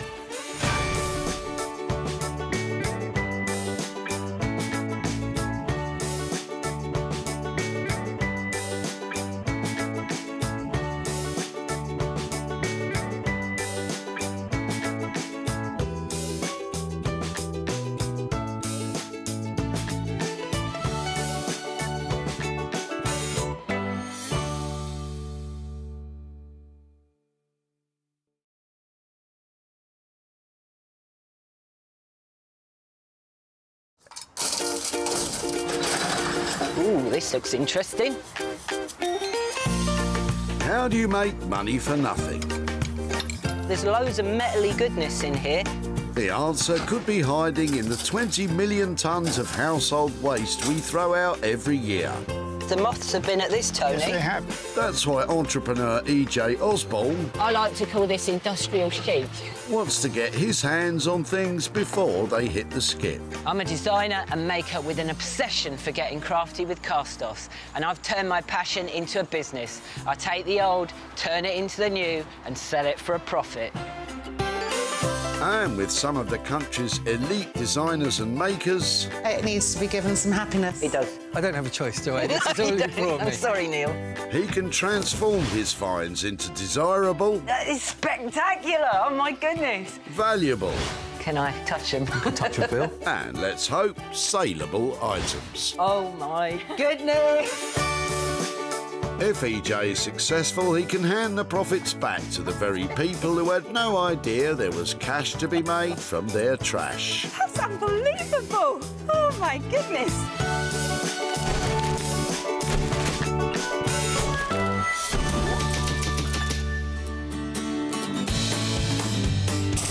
Woking Recycling Centre in the glorious county of Surrey. It's where hundreds of people bring tons of trash, and it's where upcycler extraordinaire E.J. Osborne has come to spend the day doing what he loves best, rummaging the rubbish. Check out this thunderous noise behind me. Now, I reckon that's a sure sign that the recycling gods are going to be on my side today. All I have to do is save some stuff from the clutches of the grabber. And that stuff will consist of 3 items which can be repaired, rejuvenated, or completely reinvented and sold on for a profit. Morning. Hey. EJ has special permission to scour the skip, so time to get to work. Just taking a moment. So soon? Right, that's enough reflecting. I better get collecting. About time too. Luckily for you, Holly and Ben have arrived. and are about to bin a boot full of unwanted old bits and pieces. Oh, hang about, guys. Hello. Hi Good there. afternoon to you. Afternoon. How are you doing? Not too bad. I've spied something special in your boot. Armchair. This looks very interesting. What's It going is. on here? Why are you dumping this? Well, this is my dad's chair. Obviously, you can see the state of it now, so he's replaced it with a brand new one. Do you mind if I take this? Possibly. Possibly. What are you thinking of doing? Well, I just think that this is nowhere near the end of its life. Okay. I think we can make something really special. Sounds good. I'm sure my dad would like that. Yep. Goes Yeah, to if you good get use. some more life out of it, it'd be great. It looks a bit sort of meaty and heavy. Would you mind helping me course take I it will. away? I'll let the man do it. Excellent. Thank you so much. you. Thank you. Let's go. So EJ has his first item, a tired old single-seater. Why, oh why, would he have chosen that? Any ideas, Ben? I reckon he chose that chair because it's quite a good-looking chair, quite a nice little piece. So obviously, being updated and upholstered, it'll look good. Yes. We look good, yeah. Very cheery couple. Now, I know this looks really bad, and it is really bad, but I can see through all this grubby, grimy, grotty exterior. All it needs is a lot of TLC, and that's exactly what it's going to get. And the lucky people with this old treat in store? The Bristol Upholstery Collective is a creative maker's space that welcomes all with a shared passion for upholstery. Created and run by Leanne Treadwell, this group of legendary ladies put their heads together to create furniture that has to be seen to be believed. I love to constantly challenge myself. I always want to do something new, and do it differently to how I might have done it before. If I wasn't an upholsterer, I reckon I'd be a back-end dancer. That was the dream in the 80s. MTV, I would have been there. I'm not sure Leanne and the team will be tripping the light fantastic when they find out what EJ has in store for them.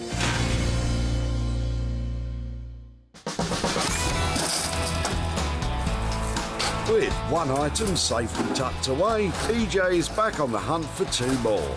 And he's employing every one of his razor-sharp senses to find some gems. Can you hear that?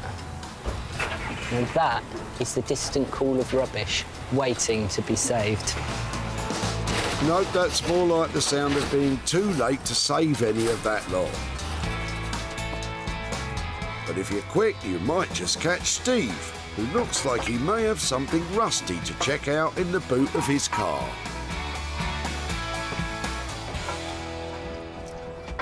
All right, mate, give you a hand there. Mate, yeah, lovely, cheers. What have we got here then? Some old Acro props. What? These look... They're heavy, aren't they? They are heavy. So, what are these for? I built an extension on the house a few years ago. Yeah. They were used for supporting the ceilings and the roofs while we were taking walls and that out. Don't need them anymore. They're just taking up space in the garden. They're pretty meaty old things, aren't they? Yeah, take plenty of weight. So they held my house up while I was knocking walls out, so... I really love all this old, heavyweight industrial stuff.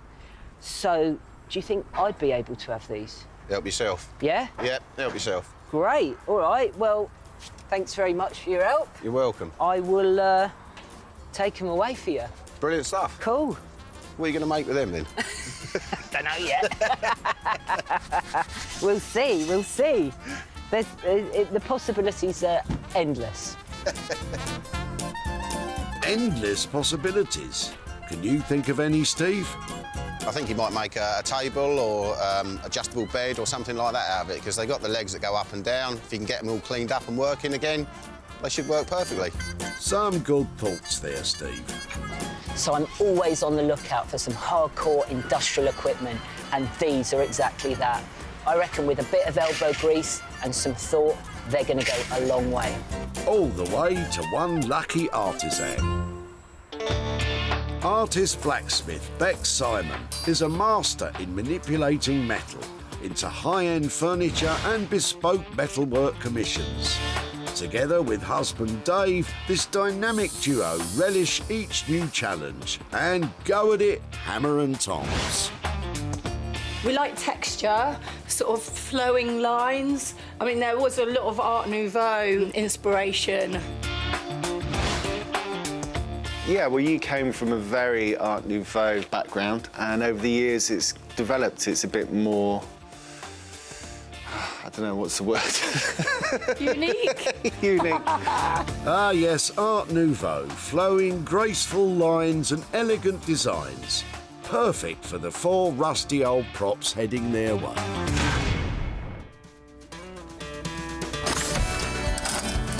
That's 2 finds tidied away, which leaves EJ searching for something that he can transform into treasure.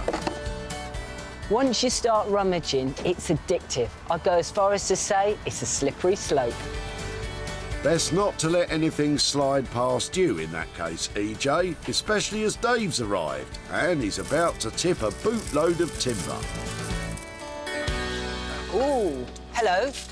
Hello, mate. How are you? You all right? Yeah, I'm all right, yeah, fine. So, you've got lots and lots of interesting wood flooring in your boot. Right, OK, it's interesting, is it? Yeah, well, it is to us. Are you, you're tipping all that, Yeah, are you? I'm tipping it all away, yeah. It's what was left over when I redone my lounge floor. So these are all solid oak? Yeah, they are, mate, yeah, solid flooring. And you got loads in there. You sure you want to chuck it all out? Yeah, Wow. Just sitting in the shed. Nice. Well, can I take it and make it into something else? Yeah, feel free. Yeah, no worries. All right. Do you mind giving me a hand with it? Yeah, of course I will. No, yeah, no problem. Can I bring it back and show you what I've made with it? Yeah. At some point, yeah? Yeah, Is that all that'd be right? interesting. OK, let's get it out then. OK, no worries. A whole load of brand new flooring is a fantastic find. But what do you think could be done with it, Dave? I haven't got a clue what EJ's going to do with it, but it's solid wood, it's pretty good material, so who knows? And the living room at home must be looking great, right? My living room's looking lovely. It's, yeah, just a job. Nice one, Dave. Look at all this. This is such a find. It's oak.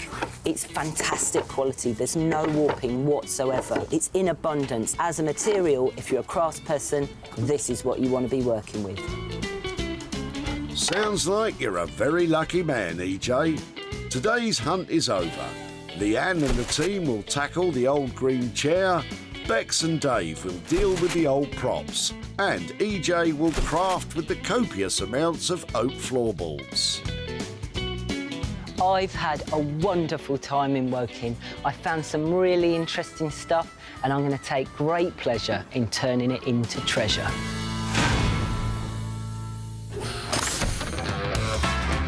These days, Bristol is not just known for seafaring, but also as a creative harbour. And docking their ship in the talent pool are Leanne and her team. EJ has brought along the old green armchair, and it looks as if he's in a rush. Do you know, I like the idea of something that's really, really quite unbearably ugly, and then making it into something really unrecognisable. Basically, I want challenging. Like, I reckon we can take on a challenge. I don't think you'll be disappointed, Leanne. So I'm here with one of the saddest looking chairs I've ever seen. I'm going to wheel it into Leanne because I hope she's the one to cheer it up. It's going to take more than an arm around its shoulder and a few good jokes to cheer up this old chair. But if anyone can, Leanne and her collective can. Hello?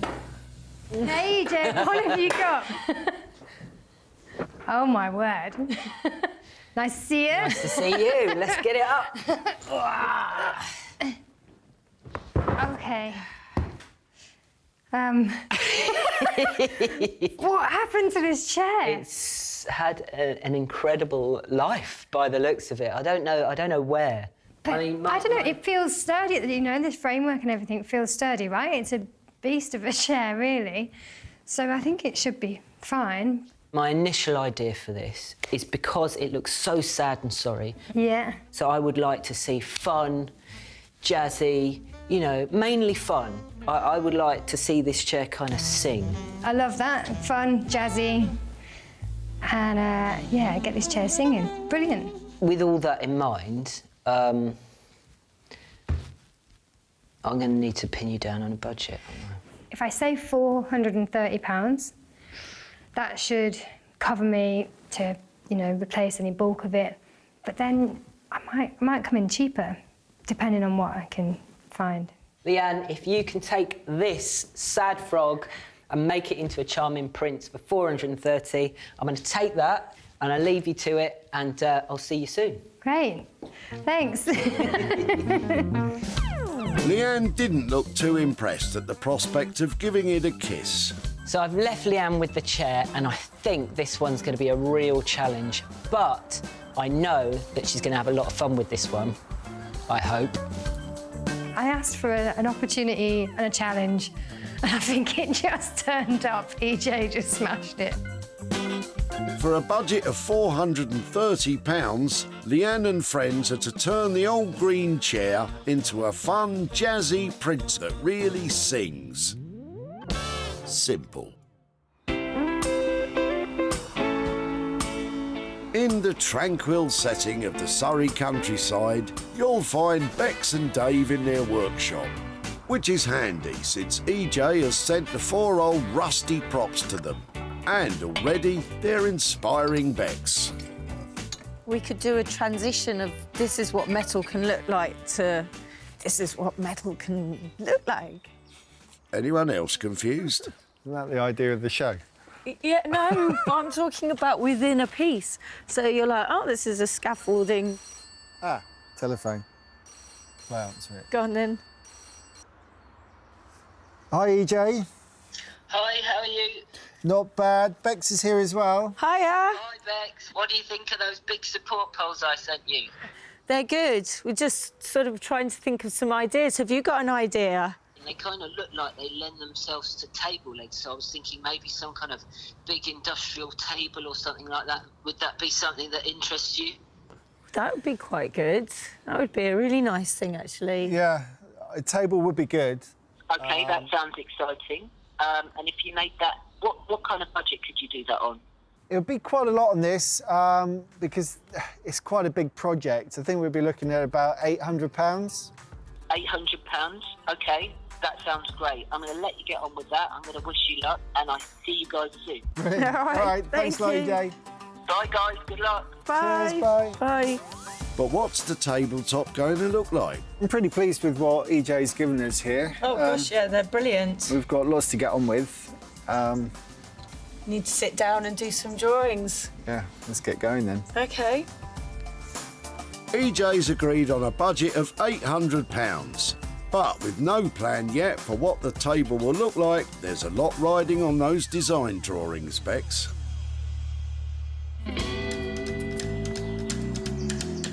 With his crafty crews underway on their own projects in Somerset, it's time for EJ to turn his attention to the collection of solid oak floorboards.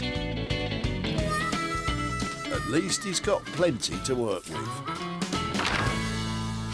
Wow, there's just so much of this wood. I'm so excited about it. It's all new as well, so it's going to be lovely to work with. And there's nothing more I like than cutting up wood. So that's exactly what I'm going to do. I'm going to cut it all up, and with all the bits and pieces, I'm going to stick them back together and make geometric patterns. And with those geometric patterns, I'm going to make a selection of small, funky coffee tables. Before any cutting begins, EJ is planing off the protective lacquer. Often applied to floorboards, lacquer is a way of protecting the wood and giving it a shine. Instead, EJ plans to give his coffee tables a natural wood finish. So I want to keep it really simple. I want to use these planks for the top of the table, and I want to make geometric patterns out of them. So I need a base to fit these geometric pieces onto, and then I need legs. And that's about as complicated as I want it to get. But you should see, I've just drawn what looks like a piece of toast. You must have some odd-shaped toast in your house, EJ. As they are, the floorboards are too wide for what EJ has in mind, so he's thinned them down with a bandsaw. So if you want to keep it really, really simple, you know, you could just have diagonal stripes across the whole tabletop. What if I kept some shiny So some raw and some shiny at random. I like it already. And it's nowhere near being a table.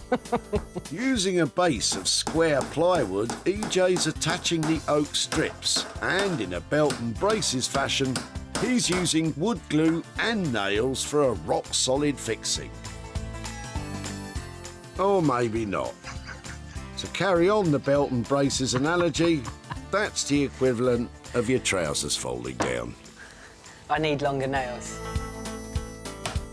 Using nails that reach the plywood below soon solves the problem, and used along with wood glue, those oak strips won't be going anywhere. Just got to trim these edges off now. Once the excess is trimmed from around the piece of plywood, EJ is hoping he's left with a square of diagonal oak strips as a top for his coffee table. Looking good. The moral of the story seems to be, if all else fails, use longer nails. EJ has spent £50 and 96p on his floorboards to coffee tables transformation, which includes the hardball base and new hairpin legs that he ordered online. Oh, yeah, and the longer nails. Staying in the southwest of the country, Leanne and her team are preparing to begin work on the old green chair. Okay, ready? We're going in.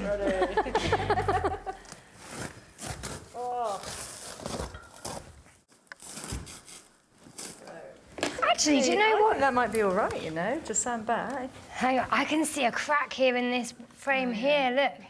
But do you know what? It's sturdy, it's not too, like, old and manky, rotten or anything like that, so actually, I might be able to do something nice with it. The fact the frame is cracked seems not to have dispirited the team, and there's still the possibility of doing something with it. Maybe even something nice, which is encouraging. Oh, I've got legs. She's got her legs out. Leanne hopes to leave some of the wood frame exposed, but it all depends on what it looks like. I found a scratch card in the back of this chair. So, any winnings? Got to call and find out. Oh, God, that's going to cost 20 quid at least, isn't it? Oh, damn it. Looks as if you'll be finishing the chair then, Leanne. But on the bright side, the chair's wooden frame is proving to be a winner so far. This is good, OK. It's good. It's not a bad quality frame, actually. I want to take this bit off. Do you? Just one side. What? Just make it... It's going to be an odd chair anyway. I mean, a great odd chair. Great odd chair. But let's make it odder. So what, take away the whole side? No, just this one bit here. And have an angle. I'm gonna draw it out for you and show you. A picture. What? Need to visualise. A picture? That'll save 1,000 words. So I'm thinking about removing a section of the frame to make it asymmetrical, because it's very curved at the moment. But I think it might work. I'm just going to try and do my best drawing, which is not going so well, actually. It will look really different. Asymmetrical. So instead of it being a bucket chair, will it be half a bucket? Do you know what? If it doesn't work out, we can glue it back on, right? We're about to find out. I hope EJ isn't watching this. He'll probably be absolutely appalled. In case it's still not clear, Leanne is removing the rounded back to the chair, but only on one side, leaving one armrest curved and sweeping, with the other sharp and angular. OK, we're through. That'll be the angular side then. We might have lost a little bit, but I'm sure we can just glue that back in and fill that, because all of this will be upholstered. But that's going to be cool. I think that's cool. Just take out one of the sides, asymmetric chair. Amazing. Leanne's delicate alterations will be covered at the front, but the plan is to leave the legs exposed. The thing that we really want to try and do is sand out the staple holes that the previous upholstery had left on the frame in the woodwork. Is that possible? They will go. It should leave us with a real nice, smooth finish. We'll see how it goes. Is there a plan B just in case? With EJ and the Bristol crew well underway with their own projects in Surrey, Bex and Dave are busy moving some rusty old props from one place to another. What's the plan, guys? So I think for this, we'll get a piece of plywood and then use different sort of patches of metal, you know, so you've got like a patch here. Scrap. Yeah, scrap, and then just sort of stitch it so it looks like this sort of patchwork of metal. Yeah. With the Acro props as table legs, the top will be a patchwork of scrap metal. And a couple of bits. That's a great start, Bex, but I think we're going to need a few more pieces than that. Oh, look, that'll be good. The checkered plate. If you say so. Oh, that would be really good if we could find some more of that. And see what else I can find.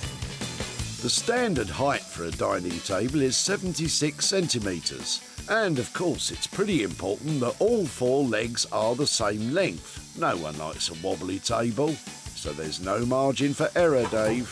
Ooh. That's another piece of rusty old scrap found for the tabletop.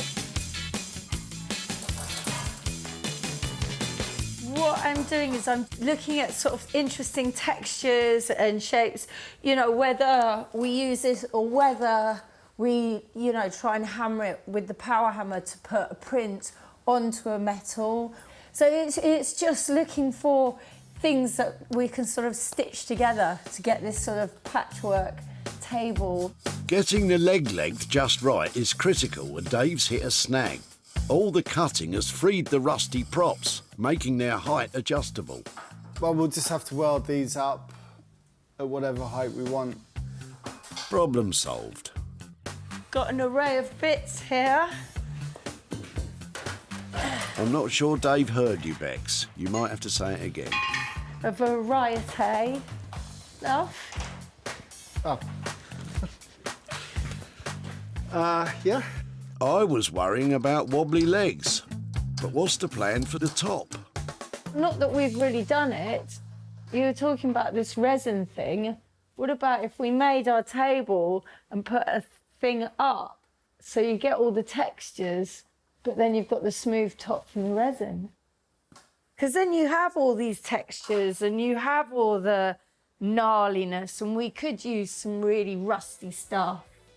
And yeah, well, I haven't done any resin work, have you? Well, my dad set my mum's ankle screws in Perspex once.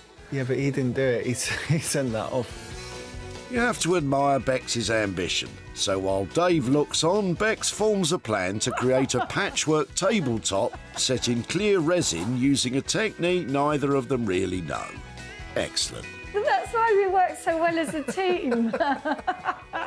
Because you're quietly not coping with the idea, whereas I'm like, yeah, it's going to be great. Yeah, I'm just thinking about all the problems, that's all. Yeah, but don't. Just think it's going to be great. I think I'm with Dave on this one.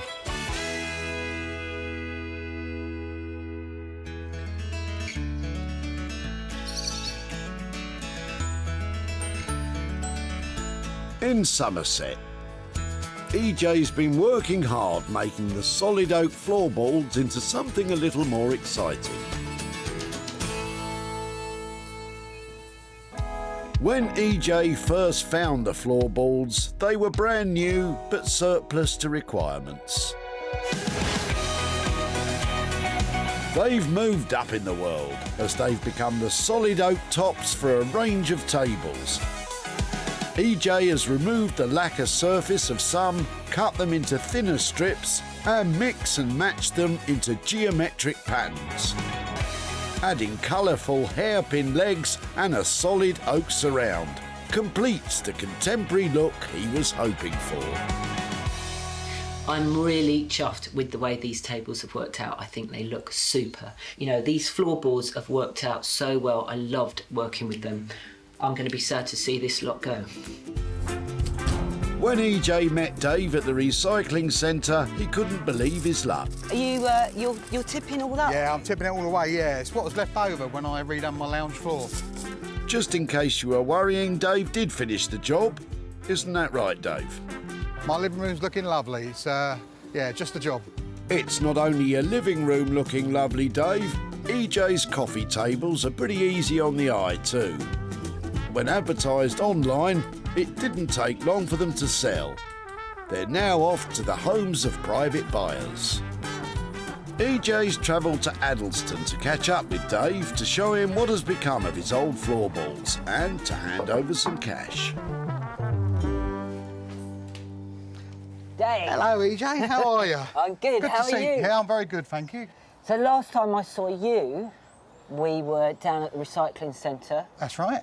And you were getting rid of loads of floorboards. Yeah, oak floorboards. Yeah, now just remind me again, why were you getting rid of them?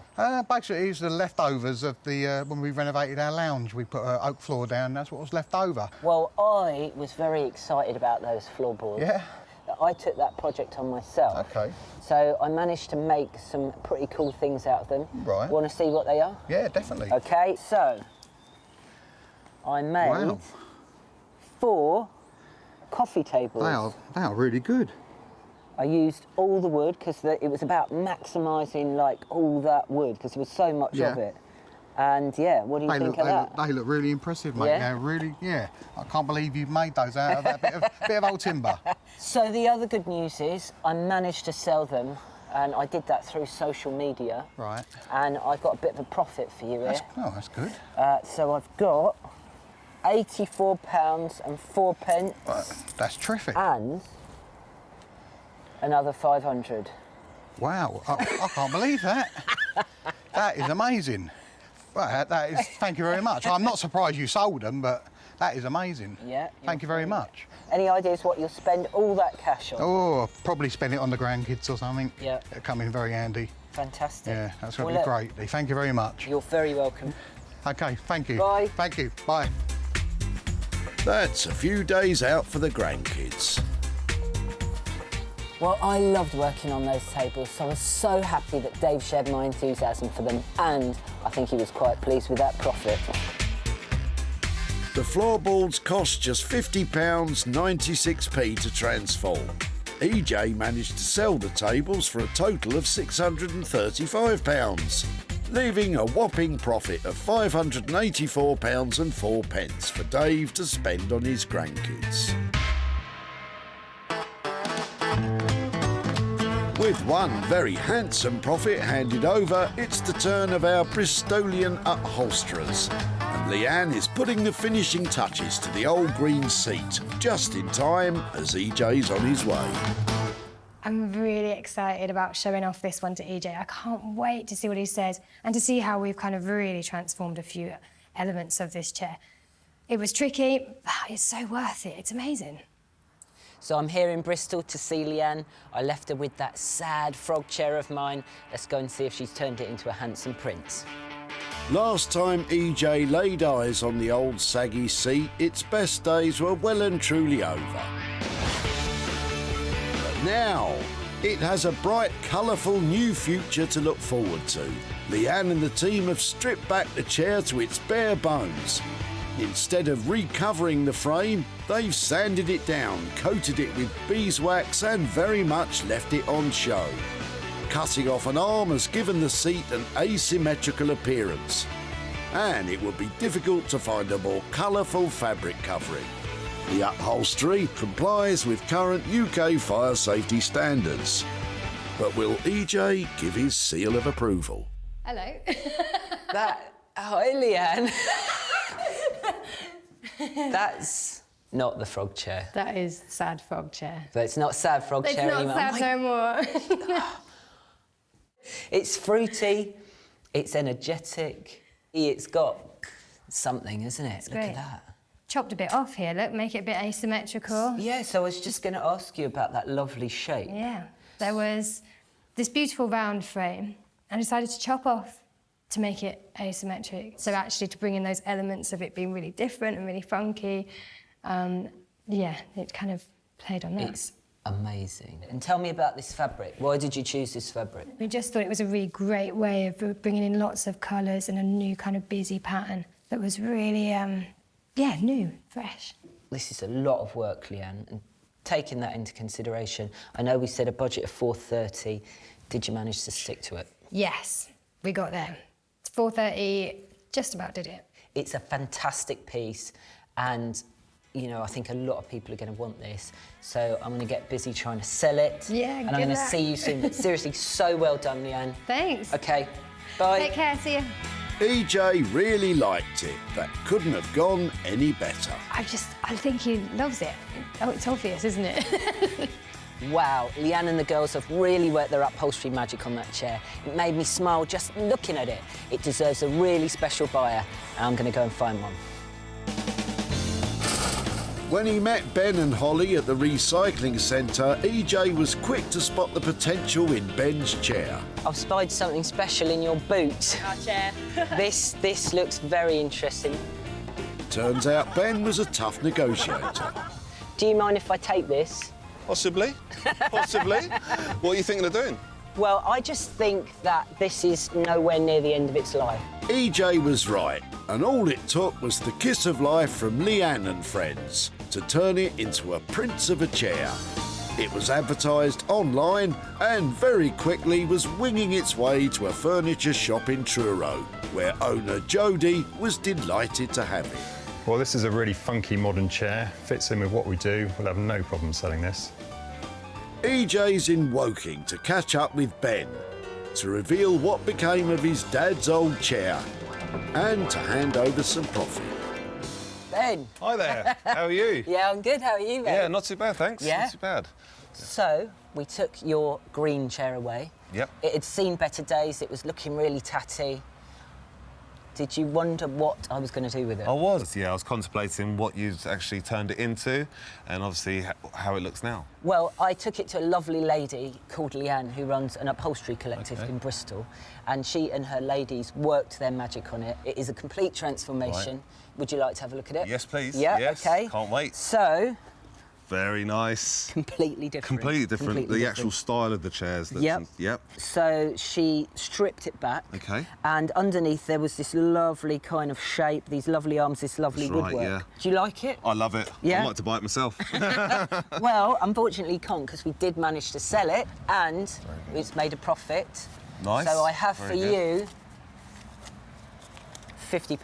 OK, lovely. That's a good, that's a nice surprise, that one. Yeah. Yeah, thank you very much. Good stuff. Yeah. What do you think you might spend that on? More furniture, I think. OK, another chair. Yeah, another chair, yeah. Not throwing it away down the dump. Yeah. Right, have a good day. Thank you very much. So there you go. Ben seemed to like the chair and he's got £50 to put towards some new furniture. Result. The chair transformation cost £430. EJ was able to sell it on for £480, which left a profit of 50 quid to hand back to Ben to spend on new furniture.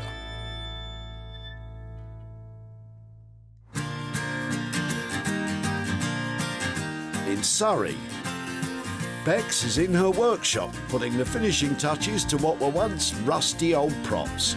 Just in time for EJ to take a look. So I'm in Guildford to see Bex and Dave. I left them with those huge metal props. I think I'm getting a table. I left them with a whopping £800 budget, so whatever it is, I'm excited about it. So happy to do the table because those leg things are just perfect for a table, weren't they? Yeah, it kind of came out the bag right at the end, really, didn't it? I always knew it was going to be good.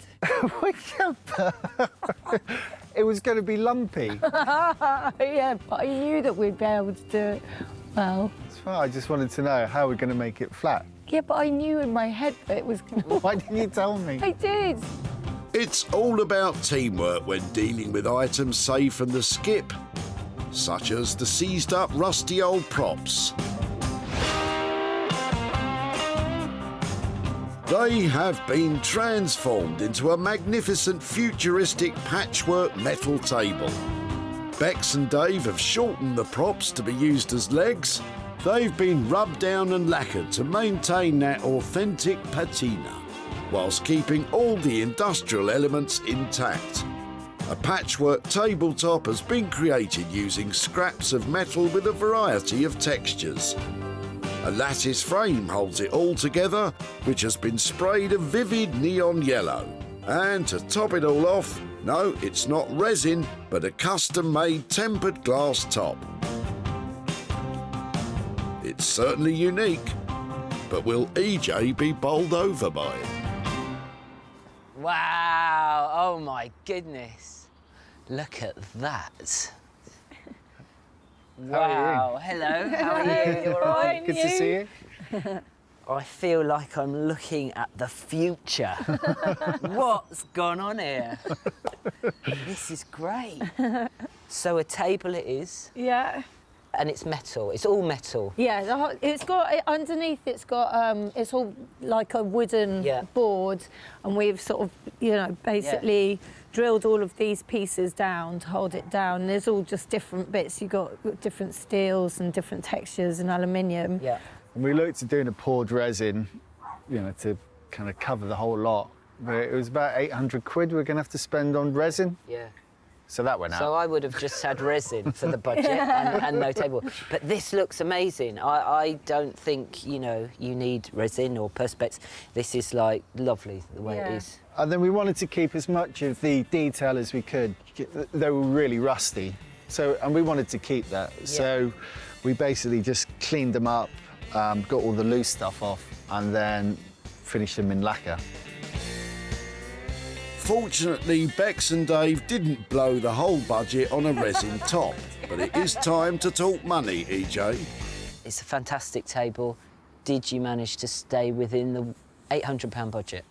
For our time, and a bit of new materials in the frame and the timber board, and we were there. 800 was a fair price. Fabulous, right. Got to try and sell it now. Good luck. Thank you very much. See you again. Yeah, Take it easy. See you. Wow, so I thought I might be getting a table, but I certainly wasn't expecting that. It's industrial, it's funky, it's futuristic, it's fun. I love it, it's fantastic. I think the biggest challenge on this job was, you know, we had to change what we had in mind because we wanted to use the, you know, poured resin, but we couldn't. So then it was, you know, how to adapt it. But that has worked out really well, so I'm glad it didn't work. Yeah. When EJ caught up with Steve at the recycling centre, he needed a little support with his props. Give you a hand there. Mate, yeah, lovely, cheers. What have we got here then? Some old Acro props. They're heavy, aren't they? They are heavy. Turns out Steve's no slouch when it comes to potential ideas. I think you might make a table or adjustable bed or something like that out of it, because they've got the legs that go up and down. If you can get them all cleaned up and working again, they should work perfectly. Steve probably didn't have a table like this in mind. EJ shared pictures of the table online, and what do you know, it was sold to an event management company in Milton Keynes. Company director Michael couldn't be happier. I've never seen a table like this before, so I like it. It's an awesome table. It's going to look great in our office. Now EJ's back in Woking to show Steve what's become of his old props and to hand over the profit. Steve. Hi, how are you? I'm good, how are you? Yeah, very well, thank you. Last time I saw you, we were both down at the recycling centre. That's right, yeah. And you had those big metal Acro props with you. That's right. Well, I found those really interesting and exciting, and I thought we could really do something with those. So I took them to a blacksmithing duo called Bex and Dave, and they worked their magic. Would you like to see what they did? Yeah, it'd be interesting to see, yeah, definitely. Right, yeah. OK. So... Oh, wow. What did you think of that then? Yeah, very creative. It's obviously a big, industrial, futuristic-looking table. Very different, very good. Did you, in your wildest dreams, think it had become something like that? I thought it would have to be something that was going to support something else because of the weight and the size of them. So, yeah, table's really good. Well, fantastic. I'm glad you like it. The other really great news is we managed to sell it, and I have for you, Steve, a profit of £95. Lovely. Thank you very much. You're very welcome. Can I ask what you might spend that on? My brother's just come over from Ireland for a few days, so probably go out for a family meal with it or something. Fantastic. Well, look, have a good time. Great. And thanks very much. Thank you very much. Bye, Steve. Bye-bye.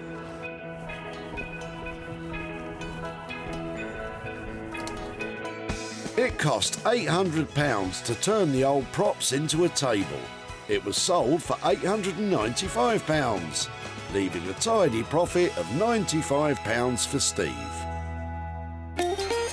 EJ salvaged 3 items from the tip. The surplus floorboards became funky coffee tables, the old green chair was jazzed up, and the rusty old props are now supporting a futuristic tabletop. Well, Leanne and her team and Bex and Dave pulled out all the stops to make my tip finds amazing. That's 3 items that were headed to landfill that are now heading to new homes. Brilliant.